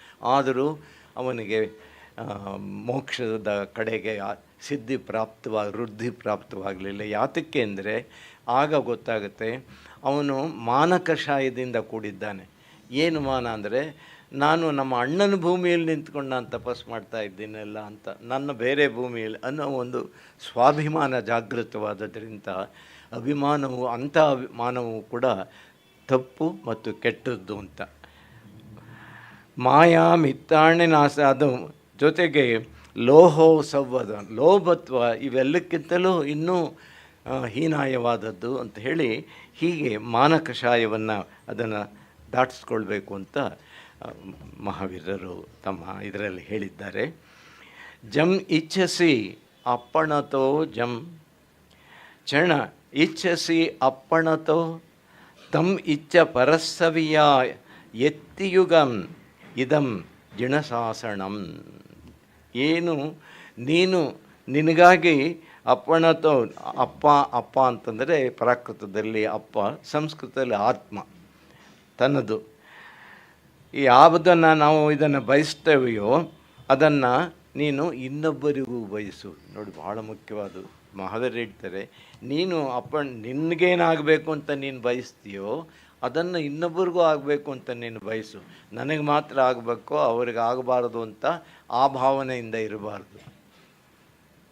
ಒಂದು ಪ್ರಸಿದ್ಧವಾದ ಮಾತೇ ಇದೆ ನೋಡಿ, ಎಲ್ಲ ಧರ್ಮಗಳ ಸಾರ. ಇಷ್ಟು ದಿವಸ ಇಲ್ಲಿ ನಮ್ಮ ಭಾರತೀಯ ವಿದ್ಯಾಭವನ ಸುರೇಶ್ ಅವರ ನೇತೃತ್ವದಲ್ಲಿ ಇವತ್ತು ಕಡೆಯ ದಿವಸ ಎಲ್ಲರೂ ಬಂದು ಎಷ್ಟು ಧರ್ಮದ ವಿಚಾರಗಳನ್ನು ನಮಗೆ ತಿಳಿಸಿದ್ದಾರೆ. ಆ ಎಲ್ಲ ಧರ್ಮಗಳು ಒಂದೇ ಥರ ಹೇಳ್ತಾ ಇದ್ದಾರೆ ಅಲ್ಲ. ಅದರ ಸಾರ ಏನು ಅಂದರೆ, ಶ್ರೂಯತಾಂ ಧರ್ಮ ಸರ್ವಸ್ವಂ ಶ್ರುತ್ವಾ ಚೈವ ಅವಧಾರ್ಯತಾಂ ಆತ್ಮನಃ ಪ್ರತಿಕೂಲಾಂ ಪರೇಶಾಂ ನ ಸಮಾಚರೇತ್. ಎಲ್ಲ ಶ್ರೂಯತಾಂ, ಕೇಳಿ ಆಲಿಸಿ, ನಾನು ಹೇಳ್ತಾ ಇದ್ದೇನೆ. ಶ್ರೂಯತಾಂ, ಶ್ರುತ್ವ ಕೇಳಿದ್ದನ್ನು, ಚೈವ ಚೆನ್ನಾಗಿ, ಅವಧಾರ್ಯತಾಂ ನಿಮ್ಮದನ್ನಾಗಿ ಮಾಡಿಕೊಳ್ಳಿ. ಅದನ್ನು ಹೇಳಿದ್ದನ್ನು ಕೇಳಿ, ಕೇಳಿದ್ದನ್ನು ನೀವು ಮನಸ್ಸಿನಲ್ಲಿ ಸ್ಥಾಪಿಸ್ಕೊಳ್ಳಿ. ಏನಪ್ಪ ಅಂದರೆ, ಆತ್ಮನಃ ಪ್ರತಿಕೂಲ, ನಿನಗೆ ಯಾವುದು ಪ್ರತಿಕೂಲವೋ ಇದು ನನಗೆ ಮಾಡಬಾರ್ದು, ಇದು ನನ್ನನ್ನು ಯಾರು ನಿಂದಿಸಬಾರ್ದು, ಯಾರು ನನ್ನನ್ನು ಕಡೆಗಣಿಸಬಾರ್ದು, ಎಲ್ಲರೂ ನನಗೆ ಜಾಸ್ತಿ ಕೊಡಬೇಕು ಅಂತ ಈ ಥರ ಏನೇನು ನಾವು ನನಗೆ ಅಪೇಕ್ಷೆ ಪಡ್ತೇವೋ ಅದನ್ನು ಇನ್ನೊಬ್ಬರಿಗೂ ಕೂಡ ಅವರಿಗೆ ಸಲ್ಲೋ ಹಾಗೆ ನೀವು ನೋಡ್ಕೊಳ್ಬೇಕಾದ್ದು. ಇನ್ನೊಬ್ಬ ಅವ್ರಿಗೆ ಬೇಡ, ನನಗೆ ಮಾತ್ರ ಇರೋ ಅನ್ನೋದು ಅದು ಸರಿಯಲ್ಲ ಅಂತ. ಅದನ್ನೇ ಎಲ್ಲ ಧರ್ಮಗಳ ಸಾರವು ಅದನ್ನು ಪ್ರತಿಪಾದಿಸಿದ ಹಾಗೆ ಇವರು ಹೇಳಿದ್ದಾರೆ. ಮತ್ತು ಪಂಪನ ಪಾಠ ಮಾಡ್ತಕ್ಕಂಥವರೆಲ್ಲರೂ ಸಾಮಾನ್ಯವಾಗಿ ಹೇಳ್ತಕ್ಕಂಥ ಮಾತು ಒಂದು ನೋಡ್ರಿ, ಅವನು 10ನೇ ಶತಮಾನದಲ್ಲಿ 939ನೇ ಇಸ್ವಿಲಿ 2 ಕಾವ್ಯ ಬರೆದಾಗ ಪಂಪ ಮನುಷ್ಯ ಜಾತಿ ತಾನು ಒಂದೇ ಒಲ್ಲಮ್ಮ ಅಂತ ಹೇಳಿದ್ದಾನೆ ಆ ಕಾಲಕ್ಕಾಗಿ ಅಂತ ನಮ್ಮಂಥ ಭಾಷಣಕಾರರು ಹೇಳ್ತಾ ಇರ್ತೀವಿ. ವಾಸ್ತವವಾಗಿ ಅವರಿಗಿಂತ ಪಂಪನಿಗಿಂತ 100 ವರ್ಷ ಹಿಂದೆ ಜನಸೇನಾಚಾರ್ಯರು ಪೂರ್ವ ಪುರಾಣ ಅಥವಾ ಆದಿಪುರಾಣದಲ್ಲಿ ಮನುಷ್ಯ ಜಾತಿ ರೇಕೈವ, ಮನುಷ್ಯ ಜಾತಿ ಒಂದೇ ಅನ್ನೋ ಮಾತನ್ನು ಅವರು ಹೇಳಿದ್ದಾರೆ. ಶ್ರೀ ವಿಜಯ ಇನ್ನೊಂದು 2 ಕೃತಿಗಳನ್ನು ಪ್ರಸ್ತಾಪಿಸಿದರೆ ಬಹುಶಃ ನನ್ನ ಮಾತಿಗೆ ಇತಿಶ್ರೀ ಹೇಳ್ಬೋದು ಅಂದ್ಕೊಂಡಿದ್ದೀನಿ. ಕನ್ನಡ ಸಾಹಿತ್ಯದಲ್ಲಿ ಸಿಗುವ ಮೊಟ್ಟ ಮೊದಲನೇ ಕೃತಿ ಅದು ಒಡ್ಡಾರಾಧನೆ, ಕ್ರಿಸ್ತಶಕ 800ರಲ್ಲಿ. 2ನೇ ಕೃತಿ ಕವಿರಾಜ ಮಾರ್ಗ ಶ್ರೀ ವಿಜಯ ರಚಿಸಿರ್ತಕ್ಕಂಥದ್ದು. ಅದರಲ್ಲಿ ಅವನು ಹೇಳ್ತಾನೆ ನಿಜವಾದ ಚಿನ್ನ ಯಾವುದು ಅಂತ. ಚಿನ್ನ ಅಂದರೆ ನಾವು ಸದಾ ಬೆಲೆ ಹೆಚ್ಚಾಗುವ ಲೋಹ ಅಂತ ತಿಳ್ಕೊಂಡು ನಾವು ಚಿನ್ನಕ್ಕೆ ಆಭರಣಗಳೆಲ್ಲ ಮಾಡ್ಕೊಳ್ತೇವೆ. ಆದರೆ ಇವನು ಹೊಸ ಡೆಫಿನೇಷನ್ ಕೊಡ್ತಾನೆ. ಶ್ರೀ ವಿಜಯ 850ನೇ ಇಸ್ವಿಯಲ್ಲಿ ತಾನು ರಚಿಸಿದಂತಹ ಕವಿರಾಜ ಮಾರ್ಗ ಎನ್ನುವ ಒಂದು ಲಕ್ಷಣಶಾಸ್ತ್ರ ಗ್ರಂಥದಲ್ಲಿ ಹೇಳ್ತಾನೆ ಅವನು, ಕಸವರಮೆಂಬುದು, ಕಸವರ ಅಂದರೆ ಚಿನ್ನ, ಬಂಗಾರ, ಕಸವರಮೆಂಬುದು ನೆರೆ ಸೈರಿಸಲಾರ್ಪೊಡೆ ಪರ ಧರ್ಮಮಂ ಪರ ವಿಚಾರಮಂ. ಕಸವರಮೆಂಬುದು, ಚಿನ್ನ ಎಂಬುದು ಯಾವುದಪ್ಪ ಅಂದರೆ ನೆರೆ ಸಂಪೂರ್ಣವಾಗಿ ಸೈರಿಸಲಾರ್ಪೊಡೆ, ಸಹನೆಯಿಂದ ಇರೋದಾದರೆ. ಯಾವುದಕ್ಕೆಂದರೆ ಪರ ವಿಚಾರಮಂ. ಒಬ್ಬರು ಬಂದು ನನ್ನ ಹಾಗೆ ಭಾಷಣ ಮಾಡ್ತಾ ಇದ್ದಾರೆ, ಯಾವ್ಯಾವುದೋ ವಿಚಾರಗಳನ್ನ ಹೇಳ್ತಾ ಇದ್ದಾರೆ, ನಮಗದಕ್ಕೆ ಇಷ್ಟ ಇಲ್ಲ, ಅದಕ್ಕೆ ನಮಗೆ ಸಹಮತಿ ಇಲ್ಲ ಅಂದ ತಕ್ಷಣವೇ ಅದಕ್ಕೆ ನನಗೆ ಇಷ್ಟ ಇಲ್ಲ ಅಂತ ವಾಕ್ ಓವರ್ ಮಾಡೋದಲ್ಲ, ಸುಮ್ಮನೆ ಕೂತ್ಕೊಂಡು ಕೇಳೋದು. We need not subscribe to that, we need not become part and parcel of what he is teaching. ಆದರೆ we can have the patience, ಒಂದು ಸಮಯದಿಂದ ಕೇಳುವುದು, ಏನೋ ಹೇಳ್ತಾ ಇದ್ದಾರೆ ಕೇಳೋಣ. ಇನ್ನೊಬ್ಬರು ಮತಗುರು ಒಬ್ಬರು ಬಂದು ಅವರು ಬೋಧಿಸ್ತಾ ಇರ್ತಾರೆ, ಅವ್ರ ಧರ್ಮ ಕುರಿತು ಹೇಳ್ತಾ ಇದ್ದ, ನಮ್ಮ ಧರ್ಮದ ಹಾಗೆ ಇನ್ನೊಂದು ಧರ್ಮ ಇಲ್ಲ ನೋಡಿ, ನಮ್ಮ ಧರ್ಮ ಎಷ್ಟು ಶ್ರೇಷ್ಠವಾದ್ದು ಅಂತ ಅದರ ಗುಣಲಕ್ಷಣಗಳನ್ನೆಲ್ಲ ವಿವರಿಸ್ತಾ ಇದ್ದಾರೆ. ಆದರೆ ಕೂತಿರುವ ನಮಗೆ ಅದು ನಮ್ಮ ಧರ್ಮ ಅಲ್ಲ, ಅವ್ರು ಯಾವುದೋ ಧರ್ಮವನ್ನು ಸ್ತುತಿ ಮಾಡ್ತಾ ಇದ್ದಾರೆ, ಪ್ರಶಂಸೆ ಮಾಡ್ತಾ ಇದ್ದಾರೆ. ನಮ್ಮ ಧರ್ಮದ ಬಗ್ಗೆ ಅವನು ಹೇಳ್ತಾ ಇಲ್ಲ, ನಾನೇನು ಕೇಳೋದು ಅಂತ ಎದ್ದೋಗೋದಲ್ವಂತ. ನೋಡೋಣ ಅವ್ರ ಧರ್ಮದಲ್ಲಿ ಏನಿದೆ ಕೇಳೋಣ ಅನ್ನೋ ಹೀಗೆ ಈ ಸಹನೆ, ಈ ಸಂಯಮ ಅದೇ ನಿಜವಾದ ಚಿನ್ನವೇ ಹೊರತು ಮತ್ತೊಂದು ಲೋಹ ಅಲ್ಲ ಅಂತ ಹೇಳಿ ಶ್ರೀ ವಿಜಯ ಹೇಳಿದ್ದಾನೆ. ಮತ್ತು ಅವನಿಗೆ ಆಶ್ರಯ ಕೊಟ್ಟಂಥ ನೃಪತುಂಗ ಪ್ರಶ್ನೋತ್ತರ ರತ್ನ ಮಾಲಿಕ ಅಂತ ಬರೆದಿದ್ದಾರೆ, ಜ್ಯುಯಲ್ ರೀತ್ ಆಫ್ ಕ್ವಶನ್ ಆ್ಯಂಡ್ ಆನ್ಸರ್ಸ್. ಅದರಲ್ಲಿ ಕೇಳ್ತಾನೆ, ನಾವು ದಿ ಕ್ವಶನ್ ಈಸ್ ಕಿಂ ಉಪಾದೇಯಂ, ಯಾವುದು ಯೋಗ್ಯವಾದದ್ದು, ನಾವು ಸ್ವೀಕಾರಾರ್ಹವಾದದ್ದು ಅಂತಂದರೆ ಗುರುವಚನಂ, ಗುರುಗಳು ಹೇಳುವ ಮಾತು ಇದೆಯಲ್ಲ, ಗೌರವದ ವಾಣಿ, ಗುರುವಾಣಿ, ಅದು the utterances of the preceptor, valuable, invaluable. ಹಾಗಾದರೆ ಹೇಯಂ ಅಪಿ ಕಿಂ, ಹಾಗಾದ್ರೆ ಬಿಡಬೇಕಾದದ್ದು, ತ್ಯಜಿಸಬೇಕಾದದ್ದು ಯಾವುದು ಅಂದರೆ ಅಕಾರ್ಯಂ, ಯಾವ ಕಾರ್ಯ ಮಾಡಬಾರ್ದು, ಯಾವುದು ಯೋಗ್ಯವಲ್ಲವೋ, ಯಾವುದು ನಿಕೃಷ್ಟವೋ ಅಂಥದ್ದನ್ನು ಮಾಡಬಾರ್ದು, ಉಪಾದೇಯವಾದ್ದನ್ನು ಮಾಡಬೇಕು. ಪಂಡಿತ, ಪಂಡಿತ ಯಾರು? ಪಾಂಡಿತ್ಯ ಬರೀ ಬಂದಿರತಕ್ಕಂಥವನೆಂದರೆ ಹೂ ಇಸ್ ದಿ ವೈಸ್. ಅದಕ್ಕೆ ಹೇಳ್ತಾರೆ ವಿವೇಕಿ, he who can discriminate the good and bad ಅಂಥವನು, ಅವನೇ ಈ ಪಂಡಿತನಾಗಿರ್ತಾರೆ. ಎಷ್ಟು ಮುಖ್ಯ ನೋಡಿ. ವಿಸ್ಡಮ್ ಇಲ್ಲದೆ ಇದ್ದರೆ ನಾವು ಓದಿದ್ದೆಲ್ಲ ನಿಷ್ಪ್ರಯೋಜಕ ಆಗುತ್ತೆ. ಯಸ್ಯ ನಾಸ್ತಿ ವಿವೇಕಸ್ತು ಕೇವಲಂ ಯೋ ಬಹುಶ್ರುತಃ ತಸ್ಯ ನ ಜಾನಾತಿ ಶಾಸ್ತ್ರಾರ್ಥಾನ್ ದರ್ವಿ ಸುಪರಸಾನ್ ಇವ. ದರ್ವಿ ಅಂದರೆ ಸೌಟು, ಸಾಂಬಾರು. ಅಮ್ಮ ಸಾಂಬಾರು ಮಾಡ್ತಾ ಇದ್ದಾರೆ, ಸಾಂಬಾರಿಗೆ ಲವಾಜಾಮೆ ಎಷ್ಟೊಂದು ಹಾಕಿರ್ತಾರೆ, ಅದು ಹದವಾಗಿ ಬೆರೀತೋ ಇಲ್ವೋ ಅಂತ ಸೌಟ್ನೆಲ್ಲ ತಿರುಗಿ ನೋಡ್ತಾ ಇರುತ್ತೆ. ಆ ಒಳಗಡೆ ಅದು ಒಂದು ಹದಕ್ಕೆ ಬಂದಾಗ ನಾವು ಊಟದ ಮನೇಲಿ ಕೂತಿದ್ರೆ ಎಷ್ಟೊತ್ತಿಗೆ ಬಡಿಸಾರು ಅಂತ ಆ ಸಾಂಬಾರಿನ ವಾಸನೆ ನಮ್ಮ ಮೂಗಿನ ಹೊಳ್ಳೆ ಬಿರಿಯೋ ಹಾಗೆ ಗಮ್ಮಂತ ಇರುತ್ತೆ ಅದರ ಪರಿಮಳ. ಅಷ್ಟು ಚೆನ್ನಾಗಿದ್ರೂ ಕೂಡ ಆ ಸೌಟ್ಗೆ ಅದರ ಮಜಾ ಇಲ್ಲ. ನಮಗಷ್ಟು ನಮ್ಮ ನಾಲಿಗೆಗೆ, ನಮ್ಮ ಜಿಹ್ವೆಗೆ ಅದು ಸಿಗುತ್ತೆ. ಹಾಗೆ ಲೈಕ್ ದ್ಯಾಟ್ ಯಸ್ಯ, ಯಾರಿಗೆ ನಾಸ್ತಿ ಇರೋದಿಲ್ಲೋ, ಯಸ್ಯ ನಾಸ್ತಿ ವಿವೇಕಸ್ತು, ಯಾರಿಗೆ ವಿವೇಕ ಇರೋರು, ತಸ್ಯ ಆತ ನ ಜಾನಾತಿ ಶಾಸ್ತ್ರಾರ್ಥ.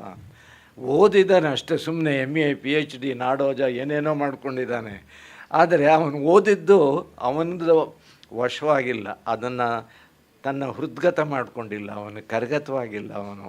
ಯಾಕೆಂದರೆ ಅವನು ಕೇವಲ ಸುಮ್ಮನೆ ಗಿಣಿಯಾಗಿ ಓದಿದ್ದನ್ನು ಪಾಠ ಒಪ್ಪಿಸ್ತಾನೆ. ಅವನು ಹೇಗೆ ಅಂತಂದರೆ ಆ ಸಾಂಬಾರಿನೊಳಗಿರೋ ಸೌಟಿದ್ದಂಗೆ ಅಂತೇಳಿ ಅದನ್ನು ವಿವೇಕಿಯಾದವನೇ ಭಾಳ ಮುಖ್ಯ ಅಂತ ಹೇಳ್ತಾರೆ. ಶೂರ, ಶೂರ ಯಾರಪ್ಪ? ಧೀರ, ಯುದ್ಧ ಮಾಡಿದವನ ಅಲ್ಲ. ಯೋ ಲಲಲಾಲೋಚ ಯೋ ಲಲನಾಲೋಚನ ಬಾಣೈರ್ ನಚ ವ್ಯತೀತಃ. ಯಾರು ಹೂ ಇಸ್ ನಾಟ್ ಶೇಕನ್, ಸುಂದರಿಯ ಕಡೆಗಣ್ಣ ಅಪಾಂಗ ನೋಟದಿಂದ ವಿಚಲಿತನಾಗದ ಹಾಗೆ ಇರ್ತಾನೆಯೋ ಸ್ಥಿತ ರೀತಿಯಲ್ಲಿ, ಅವನೇ ನಿಜವಾದ ಶೂರ. It is very difficult to get over the shafts of the arrow ಮನ್ಮಥನ ಬಾಣದಿಂದ ಎಲ್ಲರೂ, ಶಿವನು ಕೂಡ ಹರಸ್ತು ಕಿಂಚಿತ್ ಪರಿಲುಪ್ತ ಧೈರ್ಯ ಚಂದ್ರೋದಯ ಆರಂಭ ಮಿವಾಂಬ ರಾಶಿ ಅಂತ ಕಾಳಿದಾಸ ಅವನು ಕುಮಾರ ಸಂಭವದಲ್ಲಿ ಹೇಳಿದ್ದಾನೆ. ಹಾಗೆ ಹೀಗೆ ಇಷ್ಟು ಹೇಳಿ ನಾನು ಆಗಲೇ ನಮ್ಮ ಇವರು ಬಂದಿದ್ದಾರೆ ಬೌದ್ಧ ಧರ್ಮ ಇದಕ್ಕೆ ಸಂಬಂಧಪಟ್ಟ ಹಾಗೆ, ಅದರಲ್ಲಿ ಇನ್ನೊಂದು ಕಡೆಗೆ 2 ದೃಷ್ಟಾಂತದ ಕಥೆ ಹೇಳ್ತೀನಿ. ಇದು ಇತಿಹಾಸಕ್ಕೆ ಸಂಬಂಧಪಟ್ಟಿದ್ದು. ಗುಜರಾತನ್ನು ಆಳಿದಂತಹ ರಾಜರಲ್ಲಿ ಜಯಸಿಂಹ ಮತ್ತು ಕುಮಾರಪಾಲ ಬಹಳ ಪ್ರಸಿದ್ಧಿ. ಅವರ ಕಾಲದಲ್ಲಿದ್ದಂತಹ 100 ವರ್ಷ ಬದುಕಿದಂತಹ ಮಹಾನ್ ಆಚಾರ್ಯ ಮತ್ತು ಕಲಿಯುಗ ಸರ್ವಜ್ಞ ಅಂತ ಅನ್ನಿಸ್ಕೊಂಡಂಥವರು ಅವರು ಹೇಮಚಂದ್ರಾಚಾರ್ಯರು. ಗುಜರಾತ್ನಲ್ಲಿ ಒಬ್ಬ ಬಾಲಕನಿಂದ ಮೊದಲುಗೊಂಡು ಎಲ್ಲರೂ ಬಲ್ಲಂತಹ ಹೆಸರು ಹೇಮಚಂದ್ರಾಚಾರ್ಯರು. ಅವರ ಹೆಸರಿನಲ್ಲಿ ಯೂನಿವರ್ಸಿಟಿ ಅದೆಲ್ಲ ಮಾಡಿದ್ದಾರೆ. ಅವರು ಜಯಸಿಂಹನಿಗೆ ಕುರಿತು ಬೋಧನೆ ಮಾಡಿದ್ದು ಅದೆಲ್ಲ ಇದ್ದು, ನಾನು ಅದನ್ನು ದಾಟಿಕೊಂಡು ಕುಮಾರಪಾಲನಿಗೆ ಹೇಳ್ತೀನಿ. ಅವರು ಜೈನಾಚಾರ್ಯರು. ಅದರಿಂದ ಕುಮಾರಪಾಲ ಸೋಮನಾಥ ದೇವಾಲಯವನ್ನು ಜೀರ್ಣೋದ್ಧಾರ ಮಾಡಿದಂಥ ಸಂದರ್ಭದಲ್ಲಿ ಕರ್ಕೊಂಡೋದ್ರು. ಕುಮಾರಪಾಲನಿಗೆ ಅವ್ರನ್ನ ಕಂಡ್ರೆ ಬಹಳ ಭಕ್ತಿ. ಜನ ಎಲ್ಲ ಹೇಳಿದರು, ನೀನು ಶೈವ ಮತ್ತು ಅವರು ಜೈನ, ಇವರಿಗೆ ನೀನು ಮಹತ್ವ ಕೊಡ್ತೀಯ ಅಂತ ಹೇಳಿದಾಗ, ಇರಲಿ ತೋರಿಸ್ತೀನಿ ಬನ್ನಿ ಅಂತೆಲ್ಲ ಆ ದೇವಸ್ಥಾನಕ್ಕೆ ಗುರುಗಳನ್ನ ಆಚಾರ್ಯನ ಕರ್ಕೊಂಡೋದ್ರು. ಅವರು ಹೇಳಿದರು, ಸೋಮನಾಥ ಸ್ವಾಮಿಯ ಅವನನ್ನು ಕುರಿತು ತಾವು ಪ್ರಾರ್ಥನೆ ಮಾಡಬೇಕು ಅಂತ. ಈ ಜೈನ ಮನೆ ಮಾಡ್ತಾರೋ ಇಲ್ಲೋ ನೋಡೋಣ ಅಂತ. ಅವರು ಹೇಳಿದರು, ಭವಬೀಜಾಂಕುರ ಭವನ ರಾಗಸ್ಯ ಕ್ಷಯಮುಪಗತ ಯಸ್ಯ ಬ್ರಹ್ಮರ್ವಾ ವಿಷ್ಣುರ್ವಾ ಹರೋ ಜಿನೋವಾ ನಮಸ್ತೆ. ನೀನೇ ಜಿನನು, ವಿಷ್ಣುವು, ಬ್ರಹ್ಮನು, ಶಿವನು ಎಲ್ಲವೂ ಆಗಿರ್ತಕ್ಕಂತಹ ನಿನಗೆ ನಾನು ನಮಸ್ಕಾರ ಮಾಡ್ತೀನಿ. ತನ್ನ ಜಿನನೂ ಸೇರಿಸಿದರು, ಉಳಿದ ದೇವಗಳನ್ನ ಸೇರಿಸಿದರು. ಪ್ರಸನ್ನನಾದಂತಹ ಕುಮಾರಪಾಲ ಹೇಳಿದ ಬಹಳ ಸಂತೋಷ ಆಯಿತು. ಗುರುಗಳೇ, ಹಾಗಾದರೆ ಧರ್ಮಗಳಲ್ಲಿ ಯಾವುದು ಶ್ರೇಷ್ಠ, ಯಾವುದನ್ನು ಒಪ್ಕೊಳ್ಬೇಕು ಅಂದರೆ ಅವ್ರು ಹೇಳಿದರೆ, ಒಂದು ದೃಷ್ಟಾಂತ ಕೊಡ್ತೀನಿ ರಾಜ, ಹೀಗೆ ಕೇಳು. ಒಂದು ದಾಂಪತ್ಯ ಅವರಿದ್ದರು. ಇದ್ದರೆ ಏನಾಯಿತು, ಅವನು ಗಂಡ ಸ್ವಲ್ಪ ಅವನ ಸ್ವಭಾವ ಸ್ತ್ರೀಯನ್ನು ಹಿಂದೆ ಹೋಗ್ತಕ್ಕಂಥ ಒಂದು ಕೆಟ್ಟ ಚಾಳಿ ಇತ್ತು. ಅದನ್ನು ಅವನ್ನ ಮಾಯಾ ಮಂತ್ರ ಮಾಡಿಸಿ ಅವಳು ಒಂದು ಅದನ್ನು ಬೇರೆ ರೀತಿಯಲ್ಲಿ ಸನ್ಮಾರ್ಗಕ್ಕೆ ತರಬೇಕು ಅಂತ ಪ್ರಯತ್ನ ಪಟ್ಟು ಒಂದು ಮಾತ್ರೆ ಕೊಟ್ಟರು. ಅದನ್ನು ತಿನ್ನಿಸಿದರೆ, ಅದನ್ನು ಒಂದೊಂದು ದಿವಸಕ್ಕೆ ತಿನ್ನಿಸು ಅಂದರೆ ಬೇಗ ಗುಣ ಆಗಲಿ ಅಂತ ಒಂದು ಬಾಟ್ಲು ತುಂಬ ಇದ್ದಿದ್ದನ್ನು ಪತಿಗೆ ಕೊಟ್ಟಾಗ ಅವನು ಗೂಳಿಯಾಗಿ ಹೋಗ್ಬಿಡ್ತಾನೆ. ಒಂದು ಗೂಳಿಯಾಗಿ ಪರಿವರ್ತನೆ, ಅವನ ಸ್ವಭಾವಕ್ಕೆ ತಕ್ಕ ಹಾಗೆ. ಇವಳು ಏನಾಗಾಯಿತು, ದಿವಸ ಗೂಳಿ ಗಂಡನನ್ನು ಕರ್ಕೊಂಡು ಅಲ್ಲಿ ಹುಲ್ಲು ಮೇಯಿಸ್ತಾ ಇರೋದು, ಅಳ್ತಾ ಕೂತ್ಕೊಂಡಿದ್ದು. ನಮ್ಮ ಪುರಾಣಗಳ ಪ್ರಕಾರ ಪಾರ್ವತಿ ಪರಮೇಶ್ವರರು ಹೋಗ್ತಾ ಇರುವಾಗ, ಪಾರ್ವತಿ ಯಾವಾಗಲೂ ಸ್ತ್ರೀ ಪರವಾದಂತಹ ಮತ್ತು ಕಷ್ಟದಲ್ಲೇ ಇರುವವ್ರ ಜೀವಕ್ಕೆ ಮಿಡಿತಕ್ಕಂಥವ್ಳು ಒಳ್ಳೆ ಶಿವನೇ ನೋಡಿ, ದಿವಸ ಪಾಪ ಆಕೆ ಹೇಳ್ತಾ ಇದ್ದಾಳೆ, ಪರಿಹಾರ ಇಲ್ವ ಅದಕ್ಕೆ ಅಂದರೆ, ಶಿವನು ಹೇಳ್ದ, ಅಲ್ಲಿರುವ ಒಂದು ಗಡ್ಡೆ ಅದನ್ನು ತೋರಿಸಿ ಹೇಳ್ತಾರೆ, ಇದರ ಗಡ್ಡೆಯನ್ನು ತಿನ್ನಿಸಿದರೆ ಅವನು ಮತ್ತೆ ಮನುಷ್ಯ ಆಗ್ತಾನೆ ಅಂತ. ಕೇಳಿಸ್ಕೊಳ್ಳಿ, ಇವಳು ಆ ಗಡ್ಡೆ ಯಾವುದು ಅನ್ನೋ ಗೊತ್ತಾಗಲಿಲ್ಲ ಆಕೆಗೆ. ಆದರೆ ಸ್ತ್ರೀ ಬಹಳ ನಿಸರ್ಗ ನಿಪುಣ, ಎಲ್ಲ ಜೀವರಾಶಿಯಲ್ಲಿ ಹೆಣ್ಣು ಹೆಚ್ಚು, ನಮಗಿಂತ ಹೆಚ್ಚು ಜಾಣೆ. ಆದ್ದರಿಂದ ಅವಳು ಯೋಚನೆ ಮಾಡಿರೋದು, ಇಷ್ಟು ಶಿವನು ಹೇಳಿರೋದು ಇಲ್ಲೊಂದು ಗಡ್ಡೆ ತಾನೇ, ಇಷ್ಟು ಗಡ್ಡೆಯನ್ನು ಮೇಯಿಸ್ಬಿಟ್ರೆ ಯಾವುದಾದ್ರು ಒಂದು ಗಡ್ಡೆ ಇರುತ್ತೆ ಅಂತ ಅದನ್ನು ತಿನ್ನಿಸಿದ್ರು, ಯಾವುದೋ ಒಂದು ಗಡ್ಡೆ ಇತ್ತದು. ಇದು ದೊಡ್ಡ ಕತೆ. ಆ ದೃಷ್ಟಾಂತ ಕೊಟ್ಟು ಆಚಾರ್ಯರು ಹೇಳ್ತಾರೆ, ಹಾಗೆ ಒಬ್ಬೊಬ್ಬರಿಗೆ ಆ ಗಡ್ಡೆಯಿಂದ ಅವನು ಮನುಷ್ಯನಾದ ಹಾಗೆ ಒಬ್ಬೊಬ್ಬರಿಗೂ ಒಂದೊಂದು ಧರ್ಮ ಪ್ರಿಯವಾಗುತ್ತೆ. ಒಬ್ಬರಿಗೆ ಹಿಂದೂ ಧರ್ಮ, ಶೈವ ಧರ್ಮ, ಬ್ರಾಹ್ಮಣ ಹಾಗೆ ಅಂತ ಹೇಳಿದಾಗ ಅಂದರೆ ಸರ್ವಧರ್ಮವು ಶ್ರೇಷ್ಠವೇ, ಎಲ್ಲ ಧರ್ಮಗಳು ಉತ್ಕೃಷ್ಟವೇ. ಒಬ್ಬೊಬ್ಬರ ಬುದ್ಧಿಗೆ ಮನಸ್ಸಿಗೆ ಒಂದೊಂದು ಪ್ರಿಯವಾಗುತ್ತೆ ಅಥವಾ ವಂಶದಲ್ಲಿ ಹುಟ್ಟು ಅದನ್ನು ಪಾಲಿಸ್. ತುಂಬ ಖುಷಿಯಾಗುತ್ತೆ ಕುಮಾರ ಪಾಲನಿಗೆ. ಆಗ ಅವನು ಹೇಳ್ತಾನೆ, ನನಗೆ ಭಾಳ ಪ್ರಸನ್ನನಾಗಿದ್ದೇನೆ, ತಮಗೇನಾದ್ರು ಕೊಡಬೇಕು ಅನಿಸುತ್ತೆ, ಏನಾದರೂ ಕೇಳಿ ತಾವು ಕೇಳ್ಕೊಳ್ಬೇಕು ಅಂತ. ಅವ್ರು ಹೇಳ್ತಾರೆ, ನಾನು ಸನ್ಯಾಸಿ, ಏನು ಕೇಳೋದಿದೆ, ಆದರೆ ನಿನ್ನ ರಾಜ್ಯದಲ್ಲಿ ನೀನೊಂದು ನಿಯಮ ಮಾಡಿದ್ದೀಯ. ಏನು ಅಂದರೆ, ಹೆಣ್ಣು ಮಕ್ಕಳು ಇದ್ದು ಗಂಡು ಮಕ್ಕಳು ಇಲ್ಲದೆ ಇರೋ ಮನೆಯಲ್ಲಿ ಆ ಗಂಡು ಮಗ ಸತ್ತರೆ ಅಥವಾ ಗಂಡು ಮಕ್ಕಳು ಇಲ್ಲದೇ ಇದ್ದರೆ ಅದರ ಆಸ್ತಿಯನ್ನೆಲ್ಲ ರಾಜ್ಯದ ಬೊಕ್ಕಸಕ್ಕೆ, ಟ್ರೆಷರಿ, ಗೌರ್ಮೆಂಟ್ ಟ್ರೆಷರಿ ನೀನು ಸೇರಿಸ್ತಾ ಇದೆಯಾ, ಇದು ತಪ್ಪು. ಹೆಣ್ಣು ಮಕ್ಕಳಿದ್ದರೆ ಅವ್ರಿಗೂ ಕೂಡ ಆಸ್ತಿ ಅವರಿಗೆ ಸಲ್ಲಬೇಕು ಅಂತ ಅನ್ನೋದನ್ನು ನೀನು ಮಾಡಬೇಕು ಅಂತ ಕೇಳ್ಕೊಂಡು ರಾಜ ಎಂಥ ಮಾತು ಕೇಳಿದ್ದೀನಿ ಅಂತೇಳಿ ಅದನ್ನು ಅವನು ಚಾಲ್ತಿಗೆ ತರ್ತಾನೆ. ಹೀಗೆ ಸಂತರ ಒಂದು ಸ್ವಭಾವವನ್ನು ಮತ್ತು ತಮಗಾಗಿ ತಾವು ಕೇಳದೆ ಲೋಕದೃಷ್ಟಿಯಿಂದ ಅವ್ರ ಬದುಕನ್ನು ಹೇಗೆ ನಡೆಸ್ತಾರೆ ಅನ್ನೋದಕ್ಕೆ ಅದೊಂದು ಒಳ್ಳೆಯ ದೃಷ್ಟಾಂತ. ಕಡೆಯದಾಗಿ ಹೇಳಬಹುದಾದಂಥ ಮಾತು ಅಂದರೆ, ಈ ದೇವಾಲಯದಲ್ಲಿ, ಜೈನ ದೇವಾಲಯಗಳಲ್ಲಿ, ಎಲ್ಲ ದೇವಾಲಯಗಳಲ್ಲಿ ಇದ್ದ ಹಾಗೆ ಪ್ರತಿನಿತ್ಯ ಬೆಳಗ್ಗೆ ಸಂಜೆ ಅಲ್ಲಿ ಪೂಜೆ ಆಗುತ್ತೆ. ಪೂಜೆ ಆದಂತಹ ಸಂದರ್ಭದಲ್ಲಿ ಕಡೆಯಲ್ಲಿ ಅಲ್ಲಿ ಮಾಡ್ತಕ್ಕಂಥ ಪ್ರಾರ್ಥನೆ ಏನು ಅಂತನ್ನೋದನ್ನು ತಮ್ಮ ಗಮನಕ್ಕೆ ತಂದು ನನ್ನ ಇಂದಿನ ಈ ಮಾತನ್ನು ಮುಗಿಸ್ಬೋದು ಅಂತ ಅಂದ್ಕೊಂಡಿದ್ದೀನಿ.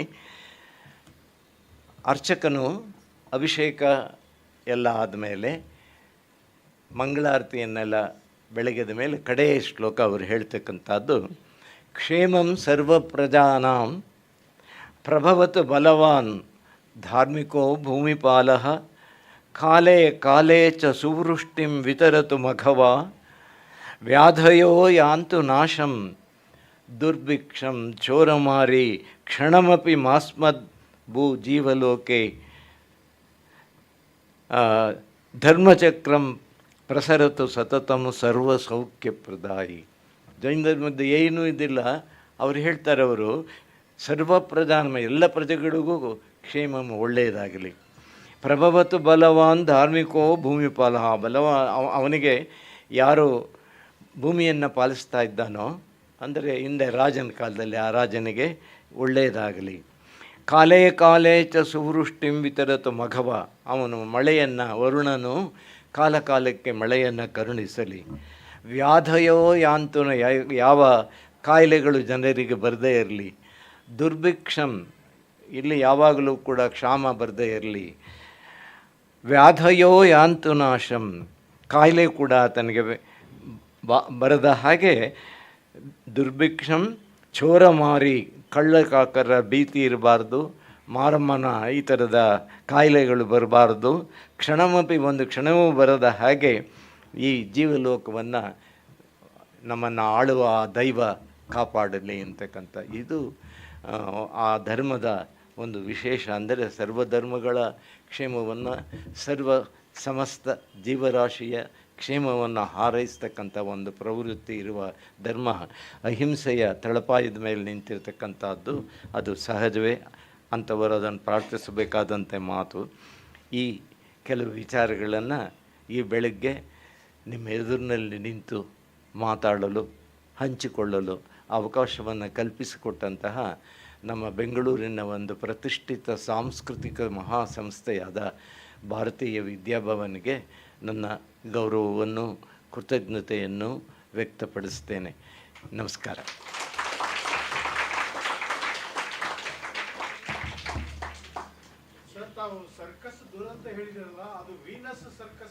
ಹೌದೌದು ಹೌದು. ನಿಮಗೆ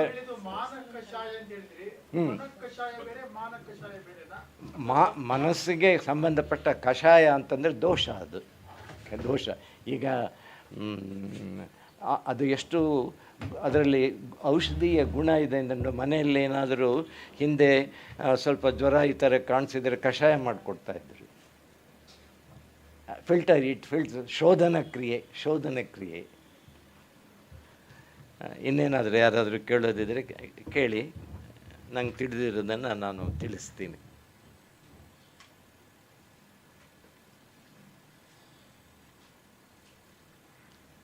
ಕೂತ್ಕೋಬೋದಾ? ಹೌದು, ಇದು ಹೇಳ್ತೀನಿ.